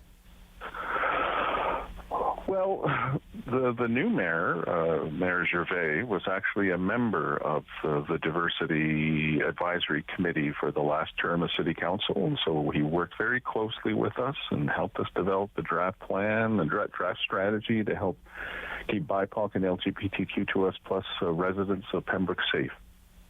And we had a meeting recently, just a couple of months ago, and some of us had concerns whether the new council would continue the work with the Diversity Advisory Committee. And so we had asked Deputy Mayor Gervais at the time what he thought, and he told us he saw no reason why the new council wouldn't continue working with the Diversity Advisory Committee. So when he just recently unilaterally made a decision in his new function as mayor of Pembroke to cancel the Diversity Advisory Committee, it really was a shock, especially to us committee members who were told something differently by him. Well, what's so interesting about it, and obviously, different governance rules, but usually a committee like that, it would take a vote at council, would it not, to disband a group that has been, tasked with certain terms of reference? Well, our terms of reference was passed by a motion in Mayor and Council, a unanimous motion that was passed back in 2021, early 2021. Deputy Mayor Gervais at the time was part of that vote, and so it passed unanimously by Mayor and Council. And it's not just an ad hoc committee. It was established as supposed to be an ongoing committee to work with and give recommendations to the City of Pembroke. Now, each new council, in our terms of reference, has the ability to review and to decide whether the committee will remain for that term. So I think that's what we're asking, is that it should be the mayor and council who does this review and makes this decision together. Right, absolutely. I mean, I would think, especially, I'm a Deep River gal. I mean, I spent, 6-7 years of my childhood in Deep River, and what I know about small towns and Pembroke's obviously bigger than Deep River, but that it's so important to ensure that all people feel welcome, Dwayne. Well, and to have a voice. Mm-hmm. And I think that's what we heard from the BIPOC. For those who don't know BIPOC, Black, Indigenous People of Color, and the LGBTQ2S plus residents of Pembroke. They were so happy when this committee was established to give all of us a voice and to have our issues addressed so that we could feel safe in our own community. And that's the work that the committee was doing. But there's so much work that's still to be done. And we look forward to working together with the City of Pembroke to help make it a safer place for everyone. Well, and we know former Mayor Mike LeMay used to join us a lot here on City News to talk about, everything Pembroke, which was lovely. We had a great opportunity to speak with him. But we know that there was a very unfortunate racist incident that happened in Pembroke, which obviously, made this even more important to have a diversity committee. Well, yeah, there was a Cindy Tran's grandmother. She's Asian descent, and she was attacked by some local youth, and it was an ongoing issue. And so that's what started this. But when we were developing the terms of reference, it also got expanded to include LGBTQ2S plus residents as well, because we were hearing so many incidences of homophobia and transphobia that was happening. Just recently, there was at this last Pembroke Pride here in Pembroke in June, there was a drag queen story time at the Pembroke Library. They received so many threats that they had to hire security and they had to have the OPP do patrolling around because they were afraid of an attack. That just happened this June. There was a diversity mural that was put up at the Algonquin College. That was defaced this summer. There was just recently swastikas spray painted on a mural here in Pembroke. These are all happening right now. So these are all threats. And I, as a Indigenous, as a Two-Spirit, I'm feeling less safe now here in my new home of Pembroke. That's heartbreaking, Dwayne, to be honest with you. I love the Ottawa Valley, and I'm so disappointed to hear that you don't feel safe there. It's really disheartening. Have you reached out to Mayor Gervais? Well, Juliana Morin, she's a Algonquin and Two-Spirit along as I am. We both did penned an open letter to Mayor and Council, and we sent it to the Mayor and Council, and we have still yet to hear back from the Mayor. Well, we are reaching out to... I do want to point out as well that there are so many good people in the Ottawa Valley. Mm-hmm, for sure. There's so many people who've been standing up and supporting us, saying that this is not right. And telling the city and telling the mayor that this was a wrong decision. Mm-hmm. So that also, I try to remind myself that it's not all bad. There's so many good people here as well. Absolutely. And it just really holds me up as an Indigenous Two-Spirit to know that I'm also, the city of Pembroke might not recognize me, but so many of the residents do. Mm-hmm. Yeah, there's some incredible people for sure, and I'm glad you mentioned that. We are reaching out to Mayor Ron Gervais. We want to give him an opportunity to sort of explain why he took this action, and I think what's so interesting for me, Dwayne, is the fact that, you know, he's just got into office. So I would think the priorities, now correct me if I'm wrong, but I would think as a new mayor, you know, there would be many priorities sort of fighting for your attention, and putting a focus on this one is a bit strange for me. I need to get my head wrapped around it. I want to ask Mayor Gervais why did he take that motion, not even a motion formally, but why did he take that direction and do this so early in his tenure? Well, it's confusing to all of us, but especially as committee members who've been working with him for the last 2 years on this committee that he just canceled. And what are you hoping? Like when you started being part of this committee, and as we know, it's just been a newly formed committee, what was the goal of the committee? One thing we all agreed upon, that none of us wanted to be just part of a token committee that just meet for the sake of meeting. We wanted to do action. We wanted to work to make Pembroke a safer place.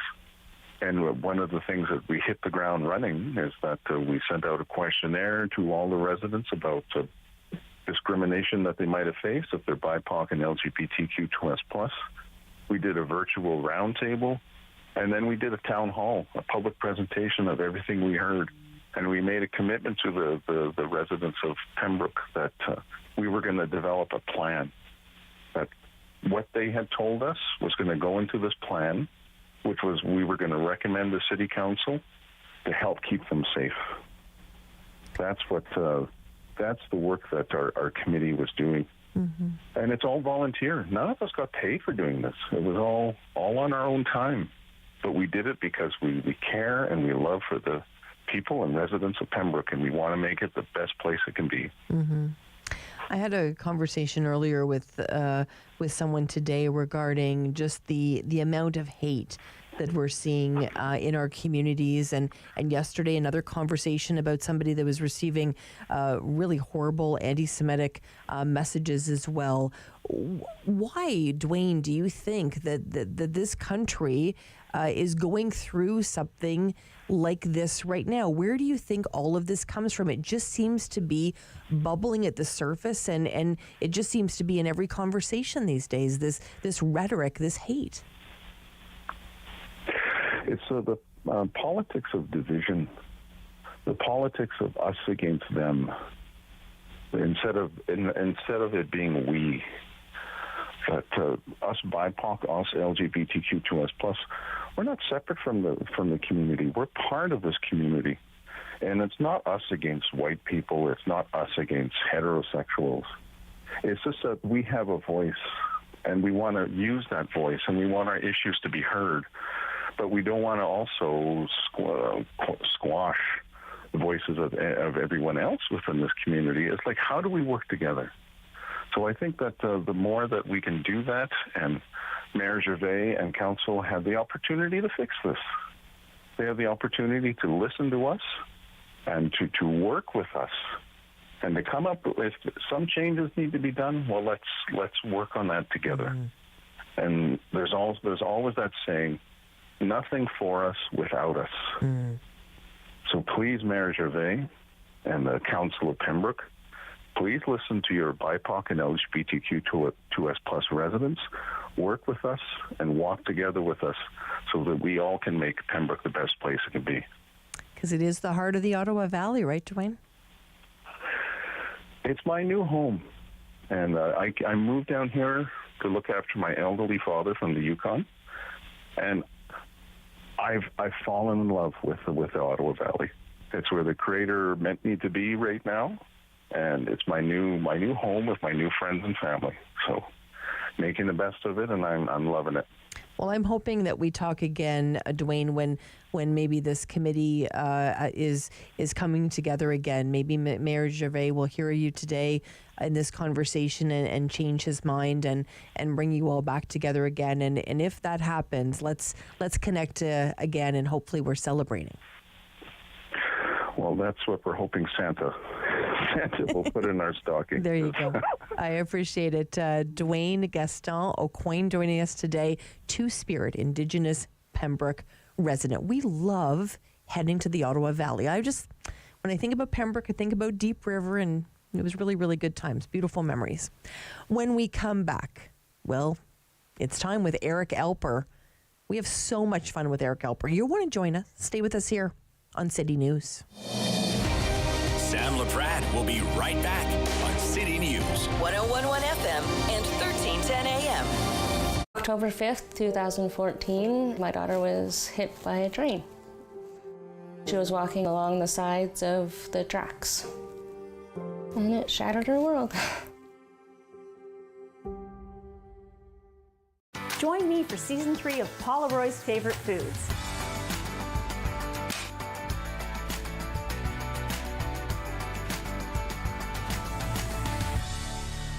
That was a lot. I think I need a nap.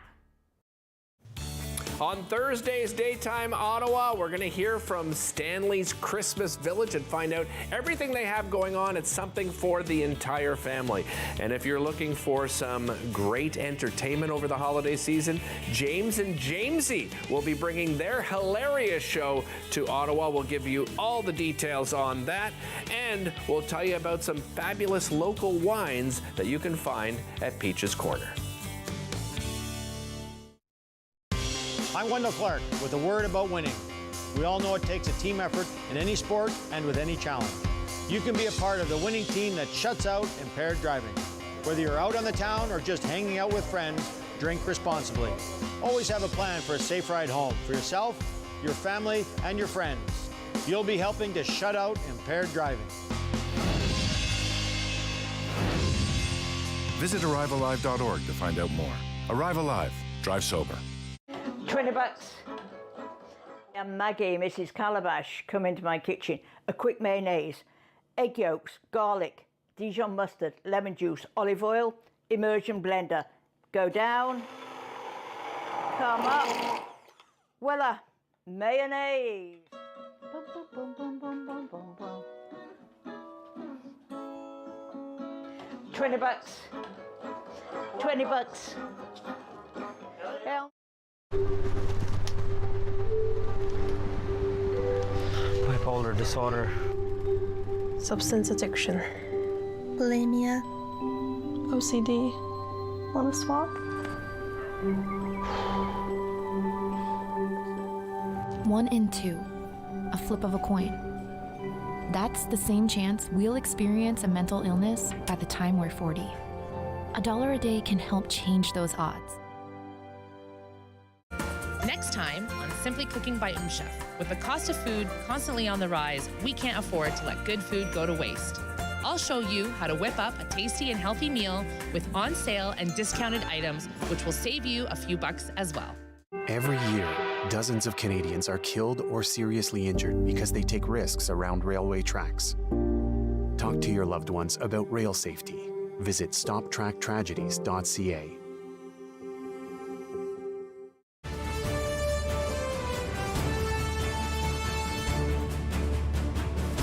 Sam Laprade Show continues on City News. 101.1 FM and 1310 AM.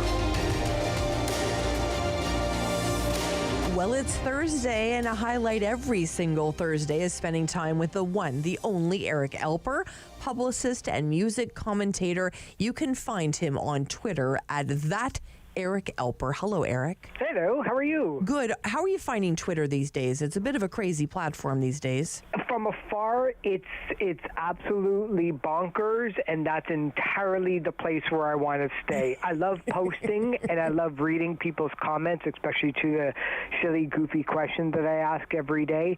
But it was always a cesspool of hate and anger to me. So it's one of those things where I finally figured out how to have it in my life, and that is just from 2 feet away from me at all times. There you go. And you do ask some great questions. I don't know if you get thousands of responses, but whenever I respond, I think, oh, Eric's going to see this. But yes, Eric does actually see it. Actually, He looks for yours and yours only. But it's interesting, though, because, it kind of gives me a little bit of an insight to who's actually following. And one of the reasons why I like to follow a lot of people is just to get a good sense of the world, of like having both sides politically, follow me is great, because I kind of get a little bit more of a sense in how their mind works. But people's answers are often awesome and hilarious, and more importantly, bring me back to the music streaming services to go check out what they're referring to. And so that's the best thing about it, is it gives an opportunity whenever I ask a question like, who deserves more recognition of somebody that you love in terms of music, I find hundreds of artists that way that I would never have a chance to listen to. Wow, okay. I never thought about it from that perspective. I think one time you asked what song has the word shoes in it. Well, I was like, okay, let me, I got right into it. It's like, but I love the variety of questions that you ask. I really do enjoy it. So keep doing it, my friend. Thank you. And of course, we're right around the corner from the holidays. People are starting to think about how they can celebrate, and celebrating with music is always the best way. Yeah, especially when, we haven't really had shows and concerts on a regular basis like this for the last couple of years due to COVID and the lockdown. The music industry was one of the first to get shut down, and certainly one of the last ones to reopen. But there's 5 concerts coming up in the Ottawa area that aren't just great to get out of the house and maybe see a concert for the first time in years, but it's also a really cool idea in case if you're looking for that Secret Santa or that last-minute Christmas gift for somebody who does like music, to give them the night out. And it all kind of kicks off. Realistically, I know Molly Johnson is playing at the National Arts Centre. The Good Lovelies, if you're into folk, is playing at the National Arts Centre on December the 16th. Kelly Lee Evans is playing at the same place on December 22nd. But 2 in particular I love, and I've worked with both of them. Natalie McMaster and Donna Leahy and their entire family. Like, they're kind of like the Osmonds. Whenever they have a new child, 2 years later, it's like, oh, here's a new person on the tour. But what's amazing about them is they're coming for 2 nights, December 21st and 22nd at the National Arts Centre. It seems like the National Arts Centre is having nothing but holiday concerts, and they're doing their Celtic Family Christmas. That's a blast. Like, I think people don't think about the fiddle as much as people should, but it's one of those instruments where when you see her perform and you see Donald perform, it's amazing to watch them. And of course, having their family involved just makes it all the more special. For sure. Well, I was just speaking with somebody in the Ottawa Valley, and I grew up in the Ottawa Valley. I wasn't born there, but I moved there in grade 2. I was there till grade 6, and fiddling was such a huge part of of that culture. And I think when you've been sort of enlightened to it, experiencing it, it just always stays with you. Yeah, especially as a kid where, the fiddle isn't something that most people in Ontario get a chance to play growing up. Our stereotypical attitudes of music class in public school or high school might be the violin, and nobody wanted to play the violin. But if you grew up on the East Coast, you were essentially born with a birth certificate and a fiddle in your hand. And so that's where you end up with the McMasters and the Leahys and the McIsaacs, all kind of knowing one another and hanging out and having kitchen parties, literal parties in the kitchen with everybody from that street or that town joining in on the weekends. Music that is used for celebrating, but also music for mourning whenever somebody passes away. It's such a diverse instrument that until you see a pro really do it that up close, and the National Arts Centre is so good when it comes to, where people sit. And there's no bad seats in that entire venue. When you see it up close, you realize what an absolute stunning thing it is to be able to play that, and so well. Beautiful, beautiful. What is it with artists that they play their own tunes? I think about someone like Jan Arden or the Bare Naked Ladies, or any of those sort of Canadian artists. We actually spoke with Tom Jackson today as well. Those artists that do their thing, but then when Christmas time comes, they add a little something to their repertoire. They put out albums. I think as well about Michael Bublé, for instance. Have you seen their royalty checks that come in for the holiday time? It's actually pretty amazing. Oh, it's wow. one of those, the last 6 weeks of the year make up almost 60% of the entire revenue for the music industry, at least when it comes to recording of CDs or albums and things like that, of the entire year. And most places are like that, where, the holidays make up for almost, from January until October sales figures. And so I think a lot of times music and musicians who have the idea of not only doing something commercial, because it's the gift that really does keep on giving. You can keep rolling out that same holiday song or album over and over again, and the more popular it is, it seems like the more double popular it is the following year, because people go back and listen to those old chestnut favorites, but then the word of mouth spreads, and then more people buy them, and that's where you end up with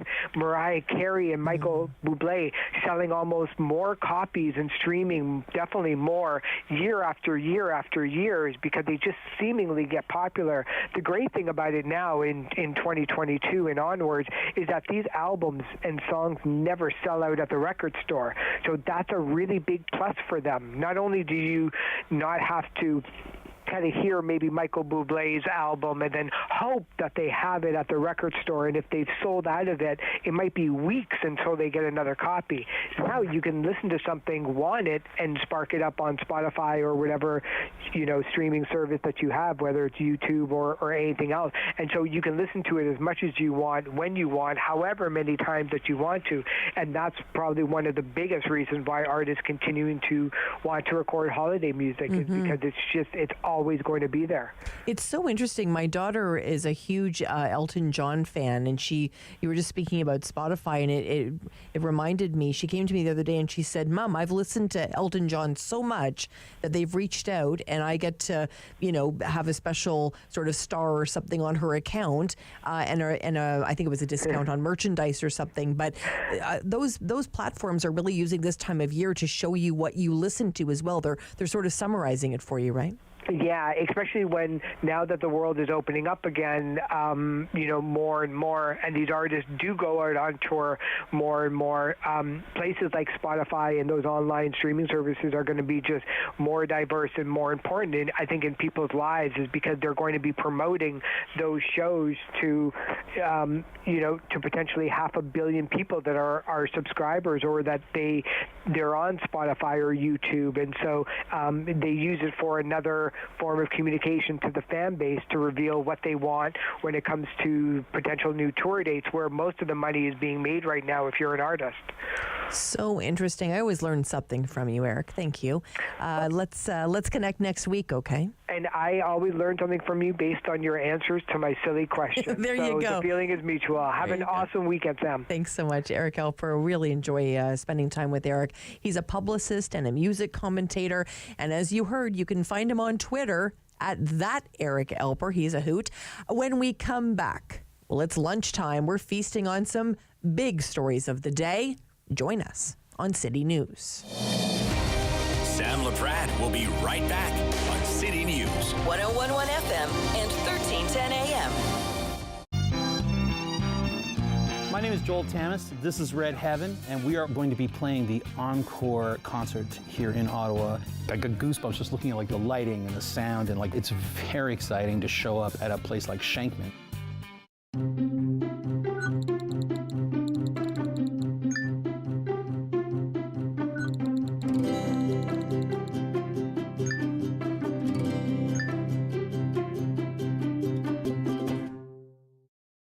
For 25 years, you've been helping to make our roads safer by doing the right thing. You've been the designated driver, you've stayed over, called home, you've called a cab or a friend, and planned ahead. Let's keep doing the right thing. Support sober driving by getting yourself and your friends home safely. Do the right thing. Visit ArriveAlive.org to find out more. Arrive Alive. Drive sober. There we go.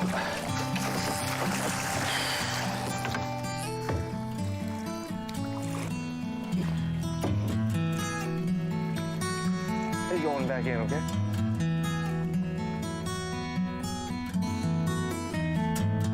It's a new season of The New Fly Fisher on Rogers TV.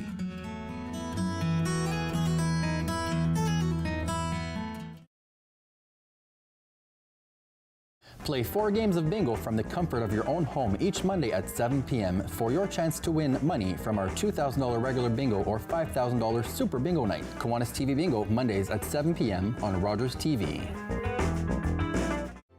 Hello, I'm Jim Deeks, host of Canada Files. I hope you'll join me each week for interesting and informative discussions with some of Canada's most impressive people.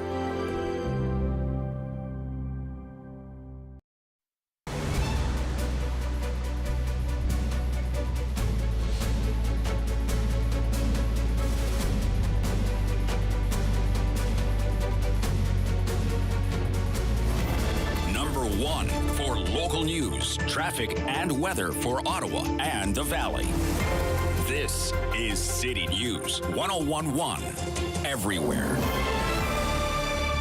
It's Thursday, December 8th. Good afternoon. I am Damilola Unime. Right now in Ottawa, partly cloudy, 1 degree. In Smiths Falls, it is 2. And here's what's making news in Ottawa and the Valley. The new national system that is bringing in $10 a day childcare across the country may soon be enshrined in law. The Trudeau government introduced new legislation today. City News parliamentary reporter Cormac McSweeney has the details. That children in Canada can get the best possible start in life. That's Families Minister Karina Gould after tabling the bill in the House of Commons. The legislation would enshrine the national childcare system in law and lay out the goals of keeping the system affordable, accessible, and inclusive. Minister Gould says by putting the system in law, it would make it much more difficult for any future government to scrap it. So that future generations of families across Canada can continue to count on the remarkable progress we've achieved so far. Last year, the feds negotiated deals with every province and territory to reduce fees to $10 a day by 2026. The initial investment was $30 billion over 5 years and then $9 billion annually after that. The negotiated agreements will continue to take priority, but this new legislation would set out responsibilities for the feds moving forward. The bill also requires the minister to report back to Parliament annually to show the progress being made on childcare. This legislation was a part of the NDP and Liberal Supply and Confidence Agreement to prop up the Trudeau government. Cormac McSweeney, Parliament Hill. With the weather forecast for Ottawa and the Valley, here is City News meteorologist Jill Taylor. We'll have varying amounts of sun and cloud as we work through the day. Falling temperatures. We've already reached our guaranteed high for the day. For the afternoon, we'll sit at about -2, -7 for the low. Clear and cool tonight, and then tomorrow, sunshine near 0. Sunshine Saturday, -1, and then flurries late in the day Sunday with a high about -2. For today, already reached our guaranteed high 3 degrees early this morning. For the afternoon, near -2. City News time is 12:02. Now, Mooney's Bay will remain closed to Tobago's this winter. City News reporter Chris Curries has that story. Tragedy struck the hill last winter where a young girl died after a fall. Really, the goal is to try and help mitigate those risks and still allow people to get outside and enjoy winter activities, including tobogganing. Riley Brockington objecting to a blanket closure of the hill at council, hoping for a compromise on the north side to maybe halfway up with better protection around. And the city's Dan Chenier says a municipal safety consultant told them that would help. If we were to significantly reduce the run, and essentially here the idea is to try to reduce the speed of the sleds. But that would be something that would have to be looked at for next year. Chris Curries, City News. City News time is 12:03. Celine Dion has taken to Twitter to update a rare medical condition she has been dealing with. Recently, have been diagnosed with a very rare neurological disorder called the stiff person syndrome. The disorder affects, in her words, about 1 in a million. It causes spasms, and she has been dealing with these for a long time, affecting everything from walking to vocal cords. She does say she cannot wait to be on stage again, but this medical problem has forced her to put her career on hold. And an Ontario court is expected to learn next week whether Canadian musician Jacob Ogard will opt to be tried for sexual assault before a judge or a jury. A lawyer for the Headley frontman made a brief appearance virtually on Thursday in court before an Ontario court, saying they will file Ogard's decision before the next court date on December 14th.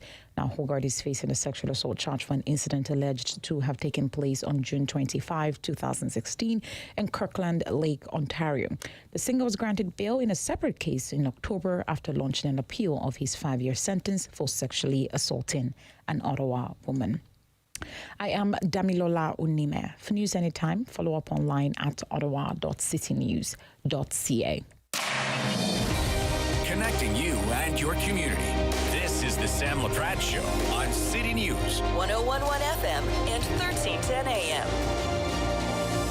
Well, it's lunchtime, everybody, here on City News. It's the Sam Laprade Show. I'm Sam Laprade, and I invite people in every single day between noon and 12:30 to feast on those news stories of the day. We've invited to the table today Justin Ling, freelance journalist. Hi, Justin. Hey, good afternoon. And we've also included Mark Taylor, former city councillor and VP at United Way, East Ontario. Hello, Mark. Hello, Sam. It certainly has been an interesting time at City Hall, Ottawa City Hall. All eyes there, really, with a new mayor and lots of new councillors. And boy, there's lots of topics that people are talking about at the water cooler these days. Let's start a little bit today, Justin, talking about the fact that there won't be any public commissioners, only councillors on that transit committee. Was this a good move, Justin? I don't know about good move. I'm going to say something maybe a little controversial, which is that, democracy is great, but it doesn't have to be everywhere. Sometimes we have a habit of over-analyzing with various committees and advisory groups and consultative bodies. We have a habit of over-analyze things that sometimes does not actually net us better outcomes, right? I mean, looking back to the sort of LRT fiasco, not really convinced that more citizens on that board would have fixed this problem, and indeed it seems like part of the problem of how we got here, per the commission that studied this kind of disaster, is a lot of sort of bunker mentality of those who are kind of in and around City Hall, not wanting to share some of this information with the public. So rather than trying to figure out how many more bodies we can create inside City Hall, how about creating a standard where the city is just more transparent with the public, and the public, the media, watchdog groups can just hold the system to account from the the outside instead of pulling more people inside. I think fundamentally that's how you get a better system. I think we spend too much time trying to figure out how many different committees we can strike to study an issue instead of just getting the job done and putting out the information that lets the public at large assess whether things are on track or going in the wrong direction. And speaking about on track, I mean, this has been a challenge for so long now, Mark, unfortunately, in terms of transit, and now we're learning transparency. How important is this issue for you? Well, I think, Sam, tackling the municipal issues that we face today requires consensus building and compromise, and I think you get that when you have more voices at the table. I've always believed that community government benefits from having lots of citizen voices at the table, and that's why when I was a councillor, in 8 years, I don't think we went a week without having an open house or a working group with residents on one issue or another. So I think that given the importance of transit, particularly equitable forms of transit for many who are taking transit out of need, not choice, it's important that it works properly. And to Justin's point, oversight, I think, is absolutely required. The form of that oversight, the new council is going to be debating the notion of having an advisory committee as opposed to having members on it. And, I think Justin hit the nail on the head when he said it really is about transparency and the flow of information and communication. That's the fixing governance might be fixing a problem that doesn't exist when really it seems like what we should be focusing on is ensuring that flow of information. Really interesting. And that advisory panel that has been discussed, Justin, they've talked about having somebody on there that rides paratranspo. They've had discussions about having somebody that is actually even working for transit to represent there too. So they are looking to this advisory committee to maybe help a little bit there. Yeah, and I mean, bringing in diverse expertise and perspectives and experiences is great, and I don't think it should be misconstrued to say that the OC Transpo should ignore these people or shouldn't consult with them.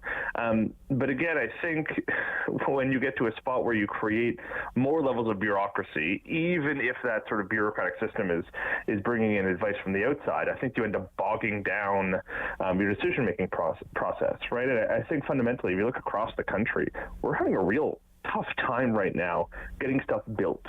And part of the problem with that is that we spend an awful lot of time kind of saddling these projects with every single little kind of pet project or pet perspective that slows things down. Now, accessibility should be top of mind for everything. Don't get that confused. But nevertheless, I think sometimes when you sort of outsource projects to committees and to stakeholder groups and to kind of everybody you could possibly imagine who will be touched by a project, well, suddenly they have a lot more say in all the little bits and pieces that get bolted onto it, and it slows everything down.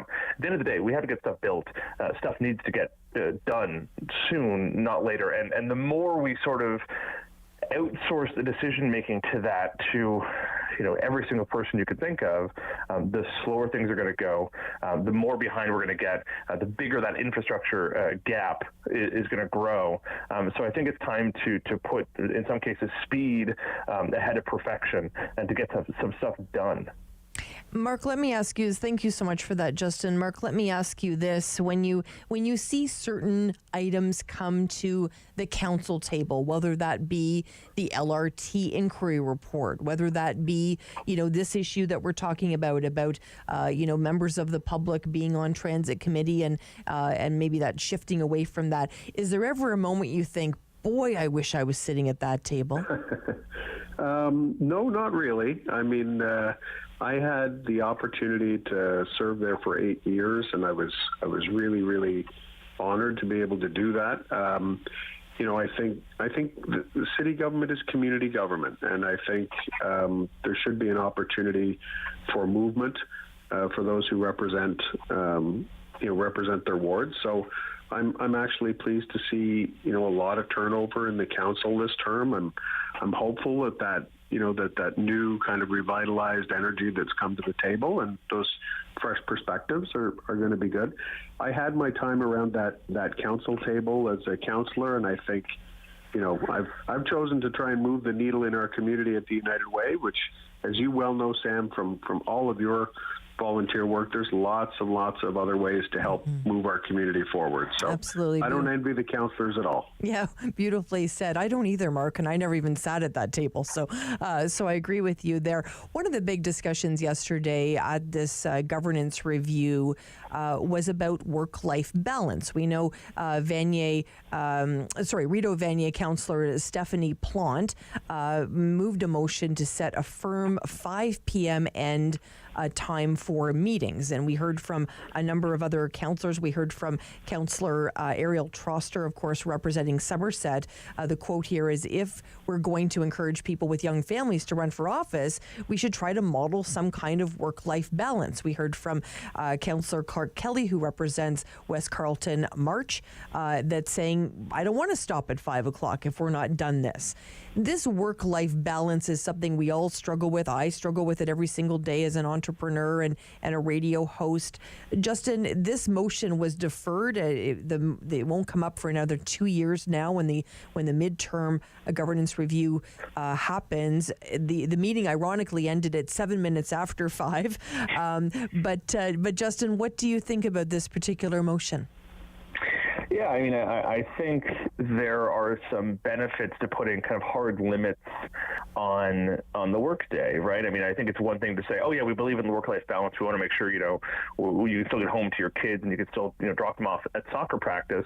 But unless you actually put some sort of firm rules in place, you'll find that that promise doesn't amount to much, right? I mean, it wasn't until we mandated the 2-day weekend that, people actually had 2 days off. Before that, it was really a moving target. So putting limits is a good thing. I mean, I don't think that those should be so stringent so as to sort of frustrate the work of city council. But I mean, I think figuring out what other measures you can put in place that will help keep that balance is a great way to go about this. I mean, do councillors need more staff? We are loath to talk about increasing budgets for our democratic officials, but in a lot of cases, we wildly understaff many of our elected officials. Giving them more people to help with some of that workload can be a great way of getting to that work-life balance. Better childcare access, better supports, whether that's cabinet ministers have drivers, right, to make sure that they can, work in the back of the car if they have to. I mean, it doesn't necessarily have to be a question of here's where the day starts and ends. Sometimes it can be a question of how can we make sure that, the hours you're in the office or the hours that you're at city council are the most productive possible.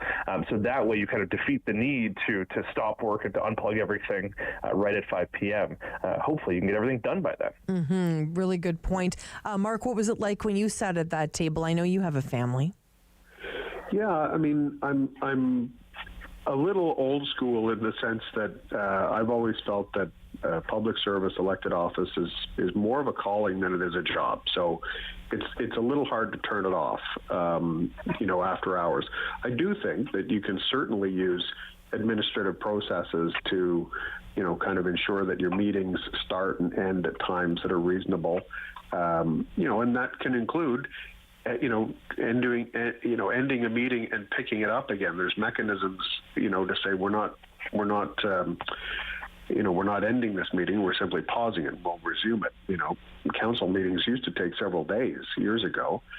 So you can do those kinds of things. I'm also cognizant of the fact that if councillors are working, there are many city staff who are working also, right? So it's not just about the elected officials, it's about all of the people who support them, whether it's in their office or the bureaucracy.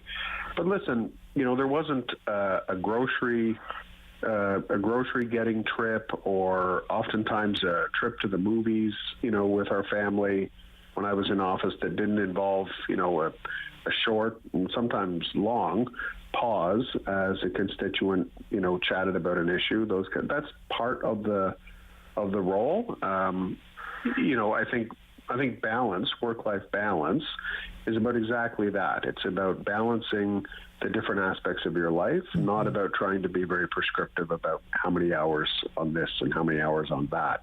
It has to work for each individual person who's in it.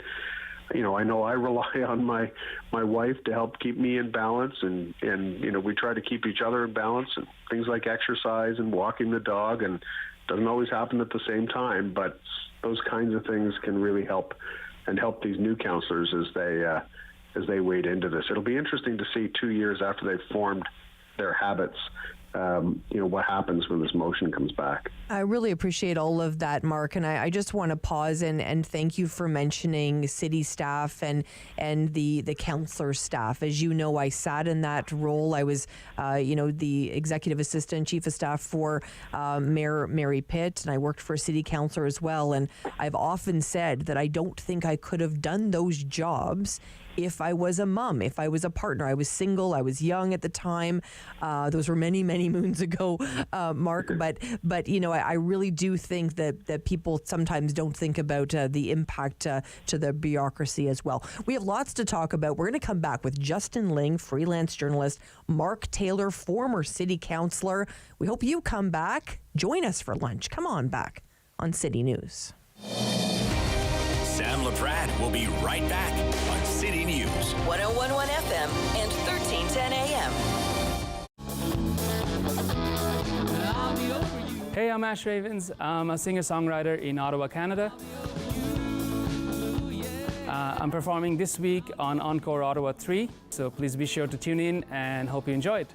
October 5th, 2014, my daughter was hit by a train. She was walking along the sides of the tracks, and it shattered her world.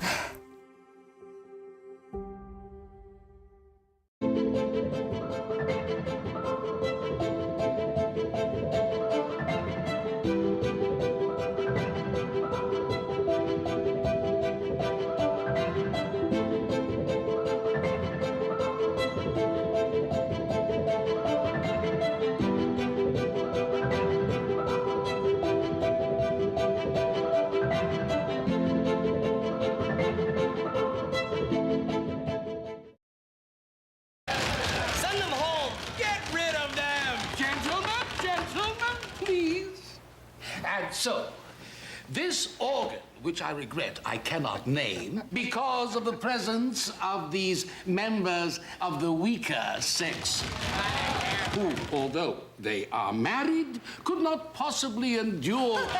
Get them out. Patience, Ginny. Patience. Get them out! Dr. McFarlane! Mrs. Trout. There's no place for women in a medical school. Yeah. Get them out!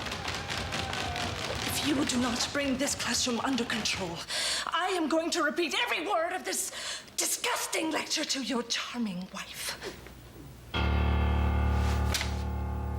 My friend Jenny Trout was not the only woman to face this kind of thing in medical school. But she would become the first woman licensed to practice medicine in Canada. From coast to coast, all across Canada, there's something very special going on. It's time to show your support. Time to spread the word. Time to demonstrate your commitment to safe and sober driving. Join thousands of Canadians and tie a ribbon on something or someone you love. And take the time to have a real conversation about impaired driving. Mad Project Red Ribbon. Tie it, wear it, show it, share it, live it. Find out more at mad.ca. Join me for Season 3 of Paula Roy's Favorite Foods.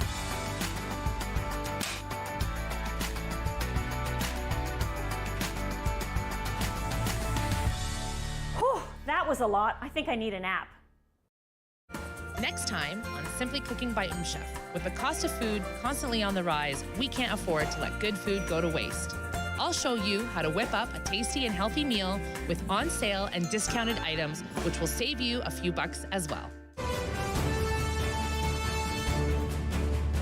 Sam Laprade Show continues on City News. 101.1 FM and 1310 AM.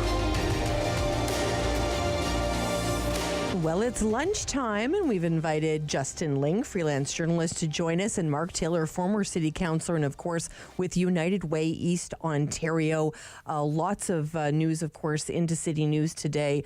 One story that we're following very closely, although it happened basically on U.S. and in some ways Russian ground, is the fact that Brittney Griner, has been returned to the United States. She's on her way back. She might have landed already.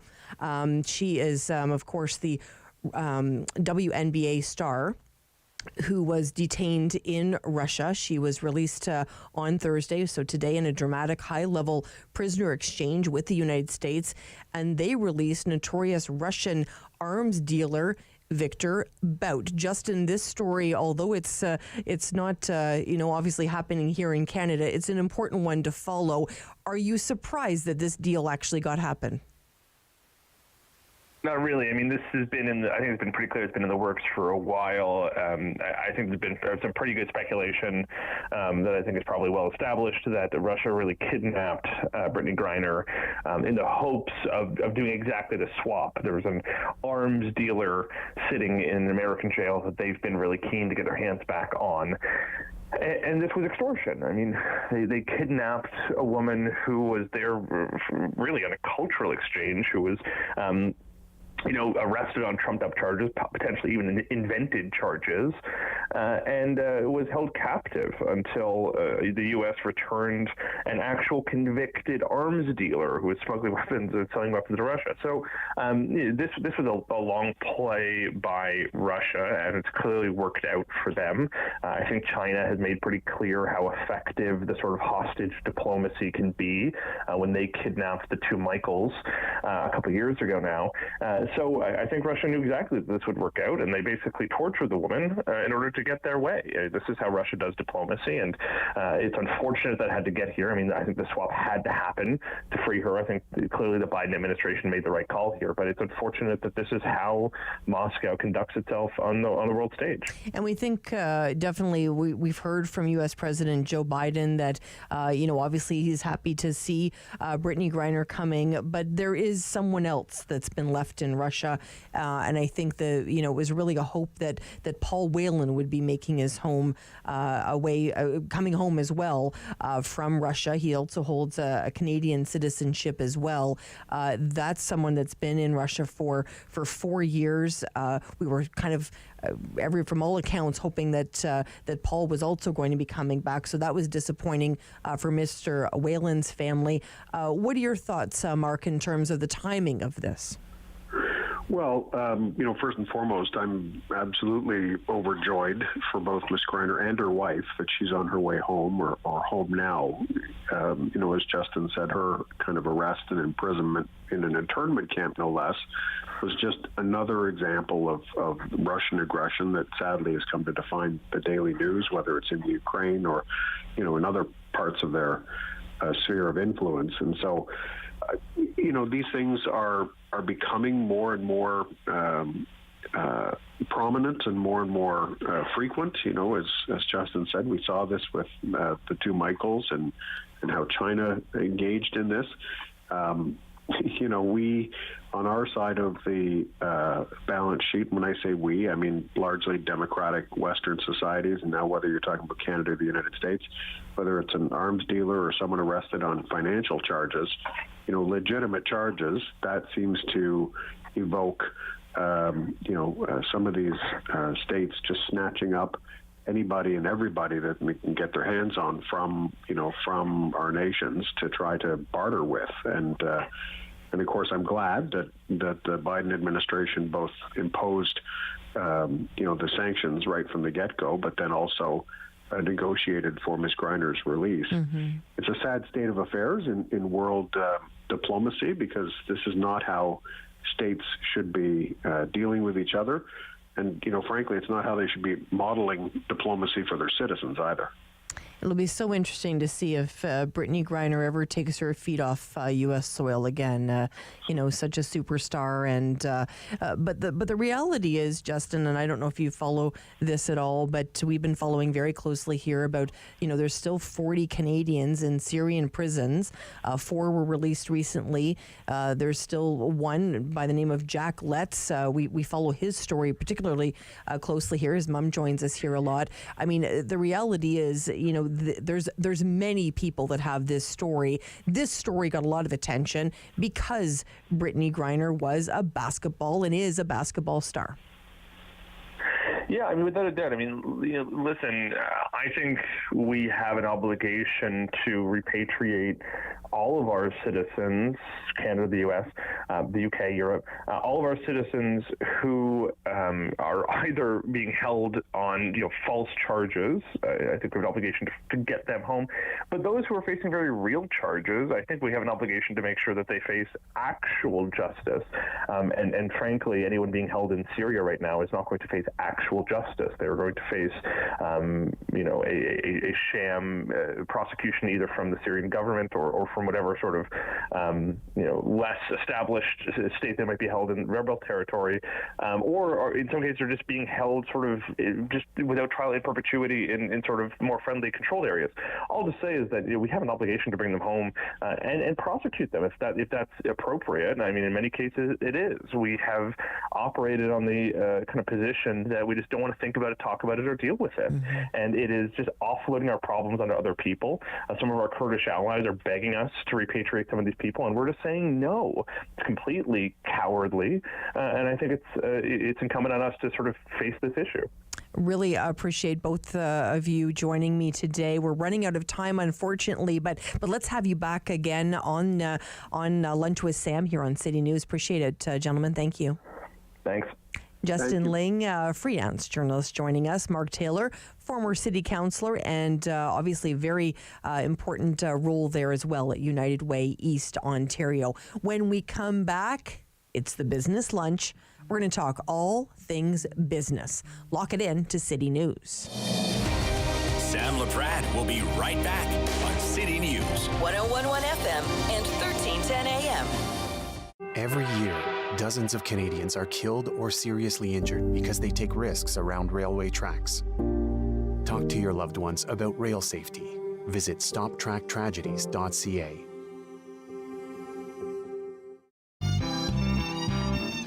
My name is Joel Tamas. This is Red Heaven, and we are going to be playing the Encore concert here in Ottawa. I got goosebumps just looking at the lighting and the sound, and it's very exciting to show up at a place like Shankman. Think it's okay to drive high? Think again. Drug-impaired driving is as illegal as drunk driving, and in Ontario, the penalties are the same. If police suspect you're driving under the influence of drugs of any kind, or a combination of drugs and alcohol, and you fail a roadside test, your license will be suspended immediately for up to 30 days. You'll pay a penalty of $198. And you can be charged with a criminal offense of impaired driving, the same as alcohol. Driving high is never okay. Do you have something to share? Let everyone know about your next meeting, your need for volunteers, or your fundraising event on the Rogers TV Community Billboard. Send us your words and we'll bring them to life on Rogers TV and rogerstv.com. When it's time to spread the word, go to rogerstv.com to add your announcement to the Community Billboard.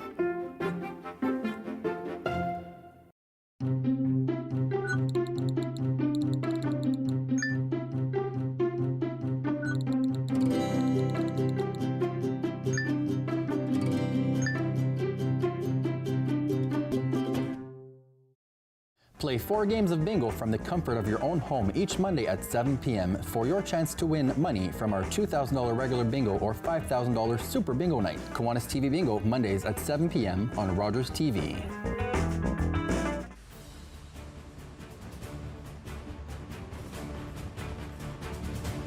Traffic and weather for Ottawa and the Valley.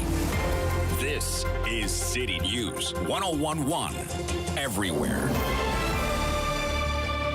It's Thursday, December 8th. Good afternoon. I am Damilola Unime. Right now in Ottawa and in Springs Falls, it is 2 degrees, and here's what's making news this hour. The Ford government has passed legislation that allows Ottawa and Toronto to enact certain bylaws, even if a minority of councillors are in favour, capping off a whirlwind of widely criticised housing-related moves. Now, the latest bill allows the province to appoint regional chairs in Niagara, Imperial, and New York, and also boast so-called strong mayor powers that the government gave to the mayors of Ottawa and Toronto earlier in the year. The City News Notesuit Fund 50/50 is now over $112,000. Now, if the draw were today, the winner would receive over half of that money, but you still have time to grow the jackpot and help keep more children warm this winter. The final draw isn't until January 20, but an added bonus this week: if you buy tickets before tomorrow, you will be entered into a bonus draw for a $1,000 gift card from Canadian Tire. Tickets are between $10 to $100 each. You can also send money to 555-555 to have a link sent to your mobile phone. And an Ottawa man is facing multiple fraud-related charges after an investigation into a social media scam. Ottawa police say they received multiple complaints last month about the owner of a vehicle posting a sales ad on social media. When interested buyers sent him money to buy the vehicle, the man allegedly fled the scene without completing the transaction. 29-year-old Kim Shea is facing 3 charges, including fraud under $5,000 and possession of stolen property. Police believe they are other victims of similar crimes, and they are asking anyone with information to contact them or to submit an anonymous tip to Crime Stoppers. City News time is 12:32. I am Damilola Unime. For news anytime, follow up online at ottawa.citynews.ca. The Sam Laprade Show continues on City News. 101.1 FM and 1310 AM. Well, it's the business lunch. A little bit later, we're going to be speaking with Karen Brownrigg. She's with IHR Advisory Services. She is the founder. She's the CEO. We're going to be talking about sick days and what that means these days. It certainly is a different world we're living in. We wanted to catch up with Dan Crawford today, Director of Research and Development at Raven Connected. Hi, Dan. Hi, how's it going? Good. Dan, talk to me a little bit about, the future of transportation. I understand that there's a special demo day today.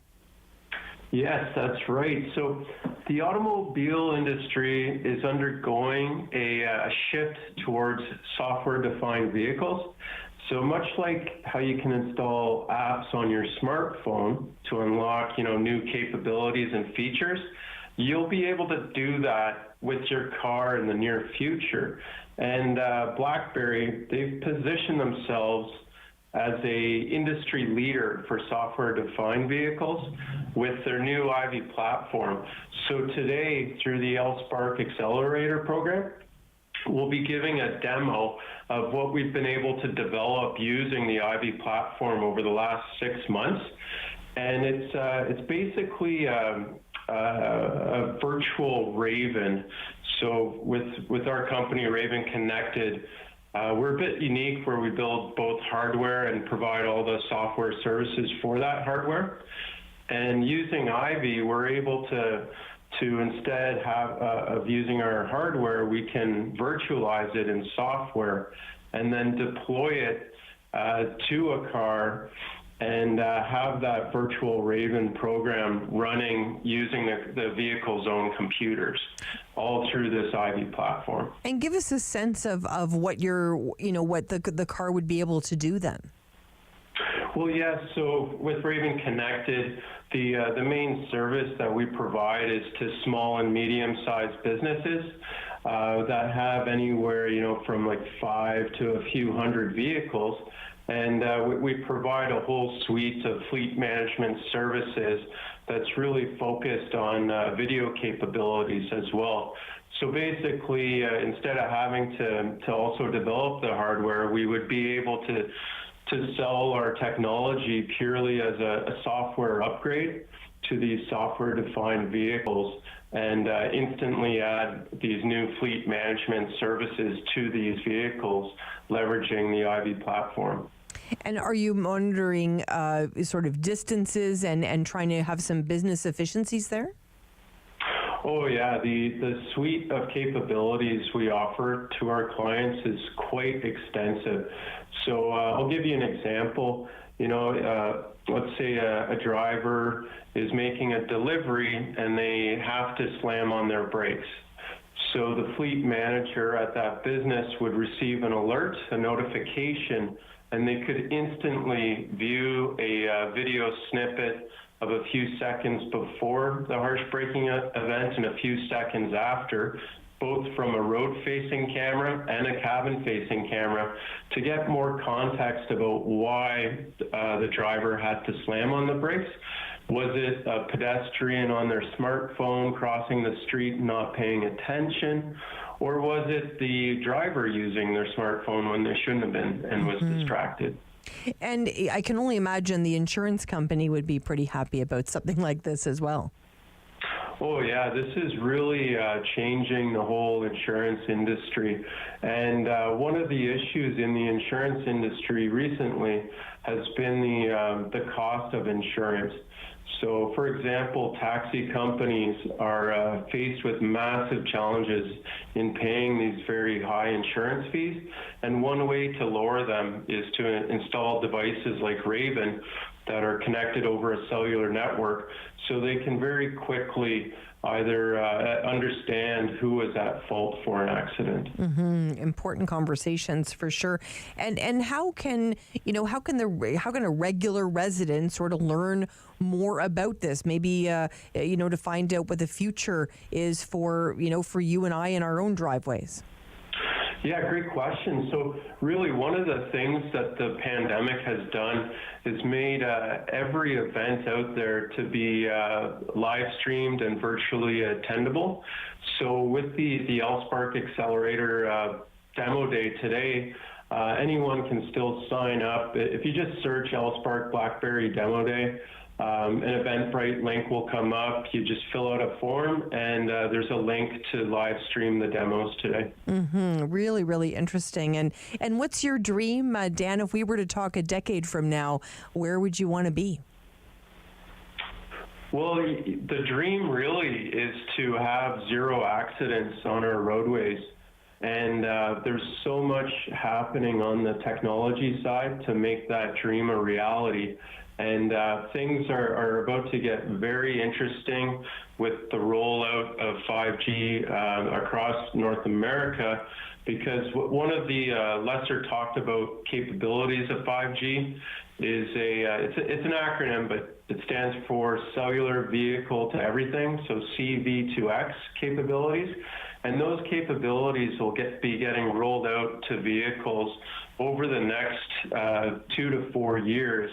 And with those capabilities, there's going to be a lot more communication and coordination between vehicles, intersections, and the vulnerable road users, so the pedestrians and the cyclists, to be alerted before an accident happens so that action can be taken to prevent the accident. Really interesting information today. I learned a lot. Thank you so much, Dan, for your time today. You're welcome. Thanks for having me. Thank you.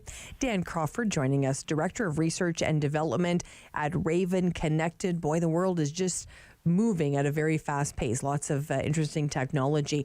We wanted to remind you as well, we are so thrilled to be involved in the 50-50 for the Snowsuit Fund.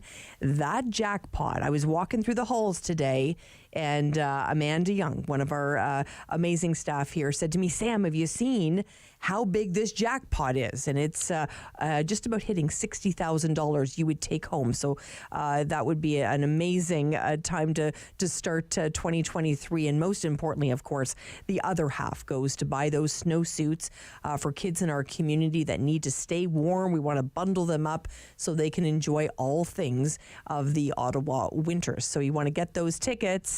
Start at $10. Very, very reasonable. You can visit, text the numbers, I should say, 555-555 and the word money. 555-555, the word money. And maybe in January, we'll have you back on the show and, we tell you how much money you won, which would be fantastic. Last year, the winner went home with over $400,000. What would you do with $400,000? I can think of a few things. Stay with us here on the Business Lunch on City News. Sam Laprade will be right back on City News. 101.1 FM and 1310 AM. Hello, I'm Jim Deeks, host of Canada Files.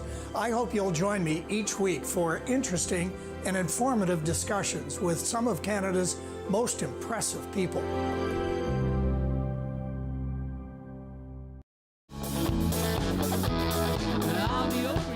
I'm Ash Ravens. I'm a singer-songwriter in Ottawa, Canada. I'm performing this week on Encore Ottawa 3, so please be sure to tune in and hope you enjoy it. On Thursday's Daytime Ottawa, we're going to hear from Stanley's Christmas Village and find out everything they have going on. It's something for the entire family. And if you're looking for some great entertainment over the holiday season, James and Jamesy will be bringing their hilarious show to Ottawa. We'll give you all the details on that, and we'll tell you about some fabulous local wines that you can find at Peach's Corner. After a night out with your friends, not having a plan for a safe ride home can leave you in a bad spot. You could end up riding in a police car, an ambulance, or a hearse. These unplanned modes of transportation can be a costly choice and do not take you home. Your plan could include a designated driver, a taxi, or public transit. Drink responsibly, choose your ride, and have a plan for a safe ride home. Visit arrivealive.org to find out more. Hey folks, it's me, Giovanni Patini, the host of the RTV quiz show, the hottest show on television. It's the hilarious quiz show where you, the viewers, play for valuable non-existent prizes. It's got great trivia, fun facts, and a lot of laughs, all blended together in a perfect cocktail of edutainment. So join us Wednesdays at 7:30 right here on Rogers TV. Nice. What is it? Anxiety disorder. Depression. I'm clear. PTSD. 1 in 2. A flip of a coin. That's the same chance we'll experience a mental illness by the time we're 40. $1 a day can help change those odds and bring hope to those in need. October 5th, 2014, my daughter was hit by a train. She was walking along the sides of the tracks, and it shattered her world. Join me for season 3 of Paula Roy's Favorite Foods.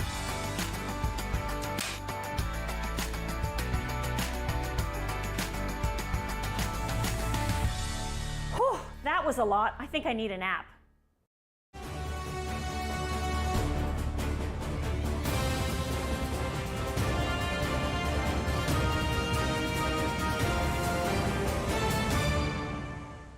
Laprade Show continues on City News. 101.1 FM and 1310 AM. Do I take a sick day or do I not take a sick day? That is the question, and we're going to look for answers from Karen Brown-Rigg. She is with IHR Advisory Services. She's the founder, she's the CEO, and she joins me now. Hi, Karen. Hi, Sam. I read an interesting column that you wrote for the Ottawa Business Journal in regards to sick days. Why are sick days such a topic that so many people are talking about right now, Karen? Well, it's really interesting, right? Like with the introduction of the hybrid workforce, or workplace rather, we have options that we didn't have before. And it's a really curious topic to study because people not only, having gone through a pandemic, we're now worried about, if we start to see that we're experiencing some mild cold symptoms, going into the office, do we want to expose people to this or not? We're a lot more cautious about that, I would argue, than we've ever been before. But now we have the option of either, working from home, and then in which case we would be working sick, or for those folks who don't have the option to work from home, are having to make deliberate decisions, as we always have, right? Do I take a sick day or do I go into the office? But it seems that now that we've come through a pandemic, the stakes are higher with those decisions. Mm-hmm. And, I wonder how that's having an impact on productivity. Oh, I can't even imagine it. I mean, I remember maybe about 3 weeks ago, it's the only sick day I've ever taken here in the 5 years that I've been with Rogers Radio. and I was literally lying in bed responding to emails. Right. Sick days have changed because of these little devices that look like bricks, but they rule our lives. Yes, absolutely. And we've become accustomed to being able to be accessible pretty much anytime, anywhere. But I would really want to study the effects on the long-term effects on our personal resilience, right? Like, are we transacting our health by doing that? And do we think we're more productive, but maybe we're not actually all that productive? I was looking at the stats on the Stats Canada website, and if you look at the stats from 2018, 2019, 2020, sick leave has gone up. It's on the rise. And so with that, okay, so if sick leave is on the rise and we have the opportunity to work sick, how does that correlate with the rising sick day numbers? Mm-hmm. And, how is that affecting the short and the long-term productivity of organizations, both positively and negatively? And it's so interesting. I mean, I think back to my 20s and maybe even into my 30s when I worked for an organization. They would say, okay, when you started working there, okay, there's 10 sick days, and there's kind of three different kinds of people. There's somebody that says, okay, you get 10 sick days, and they use every single one of those sick days, whether they're sick or not. Mm-hmm. And then there's the, next kind of person where they'll use them because they're actually sick. And then there's the other kind of person which doesn't use them at all, comes into the office and makes everybody sick. Exactly, right? And that has an impact on the culture of an organization, which essentially are the behaviors. Like, how do we interact with one another in that particular organization? And where are the pressures coming from? Are leaders role modeling this, this kind of behavior where it's really good that I'm working sick and you see how dedicated I am to my job, and then does that inadvertently have an impact on their employees to say, well, if they do it, I better do it too if I want to be in their good books? Or conversely, to your point, are people kind of pushing themselves to be productive because they don't want to, miss a deadline or let the team down, or they're, trying to prove that they're really dedicated to their job? So we've got to understand, where are the pressures coming from? Is it coming from the individual? Is it coming from elsewhere in the organization? And what's the byproduct of that? Mm-hmm.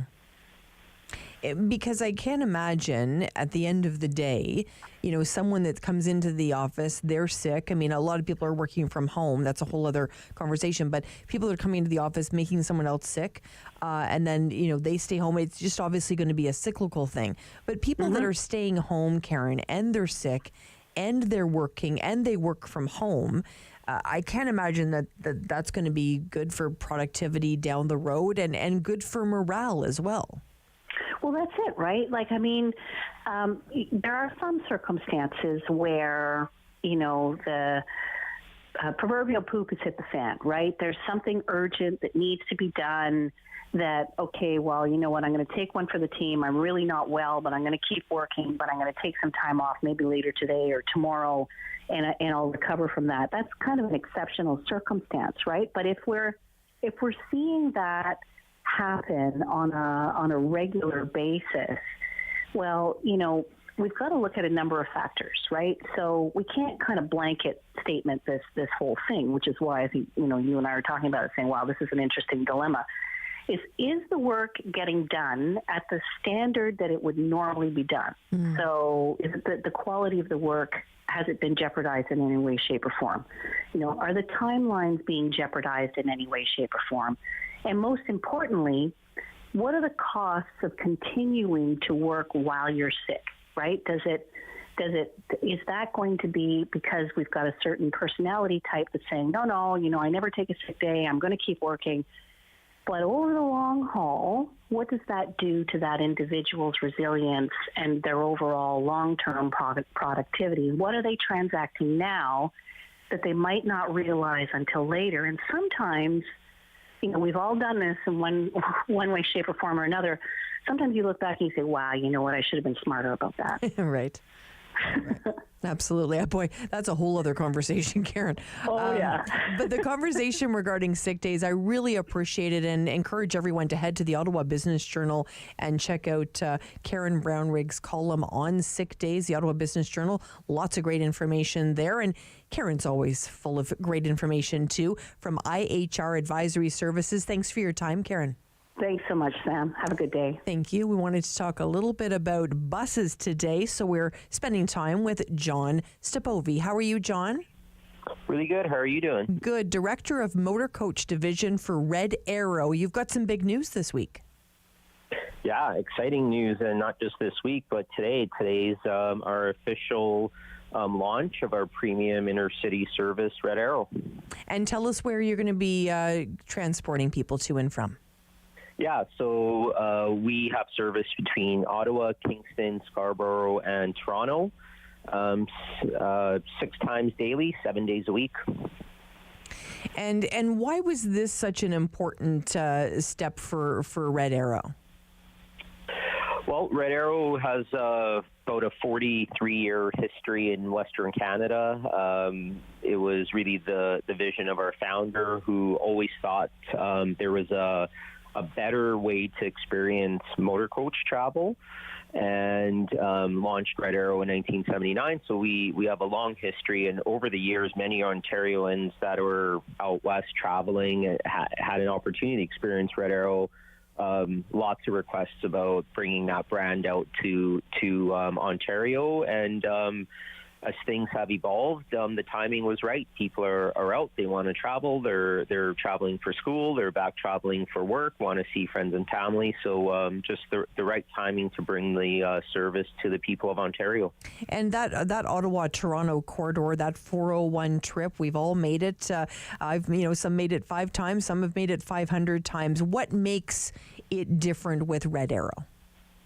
Yeah, I mean, we're kind of getting into winter here.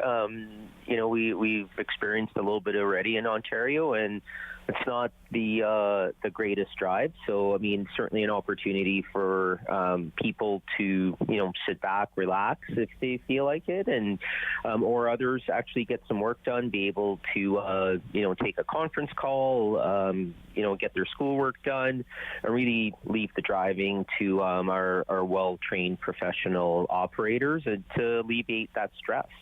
And let's talk a little bit about fees. We're looking for that, obviously, that economical way to get to Toronto and back. Walk us through how your fee structure works.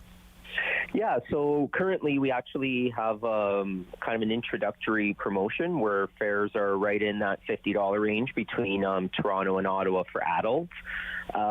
Regular fares coming up are under $100, and seniors, students, we have a number of discount programs as well, and we have rewards program for frequent travelers. So it's, certainly an elevated coach experience that I would kind of align with what a person may experience on an airline. Oh, very interesting. And what's the frequency like? How often are these trips happening? So we operate 6 times daily, 7 days a week. So people have the option of morning and afternoon and evening trips from either city. So lots of options for whatever purpose you're traveling for. And where are we picking up the bus? Where are you located here in the Ottawa area, and where do we get dropped off in Toronto? Yeah, so in Ottawa, we're at the Via rail station, and in addition, people coming in from the north or from Quebec, we've partnered and connecting with both Orleans and Ontario Northland, so it's a easy connection point at the Via rail station. And then in Toronto, we're at the Union Station bus terminal. Well, that makes sense, doesn't it? That's fantastic. Look forward to getting caught up, John, to see how these tours are doing, and it's an opportunity really for. I just know I'm hearing the sigh of relief for a lot of my friends anyway about getting their kids back and forth to university, because sometimes it's really limited options, right? Yeah, absolutely, and I'm hearing the same. I think Kingston especially is a big hub for students that are traveling in either direction to both Toronto and Ottawa. So we do have a stop right near the university in Kingston, as well as closer to the highway. So we have lots of options and easy access for everybody traveling in good transportation sort of hubs. So smart to be stopping in Kingston, absolutely. John, thanks so much for your time today. Yeah, really appreciate it. Nice chatting with you. Always a pleasure. John Stapovi is the director for Motor Coach Division with Red Arrow, a new service starting today from Ottawa to Toronto, and of course Toronto back. You heard as well a stop there in Kingston. I have a lot of friends have some kids going to Queen's University, so they'll be happy to hear that news. Boy, it's been a very busy news day today. A big thank you, of course, to my amazing producers, Nora Watchner, of course, and the one and only Aaron Zerfas. Did you just call me Nora? Did I call you Nora? Yeah. It's Noah. Nora. No, it's a long day, my friend. You're Noah, he's Aaron. I will get it right eventually, I promise you. Aaron, I sometimes get your name mixed up. Why do I do that? I really don't know. I think it's just like a nervous habit. I don't know. Because he's from Minnesota. I'm not nervous at all, but sometimes I call you Noah, and I don't know why I do that. Anyway, two amazing guys that make this show happen every single day. I am grateful for them, and I'm grateful for you. If you didn't tune in, we couldn't do what we do. Thanks so much for locking it in to City News.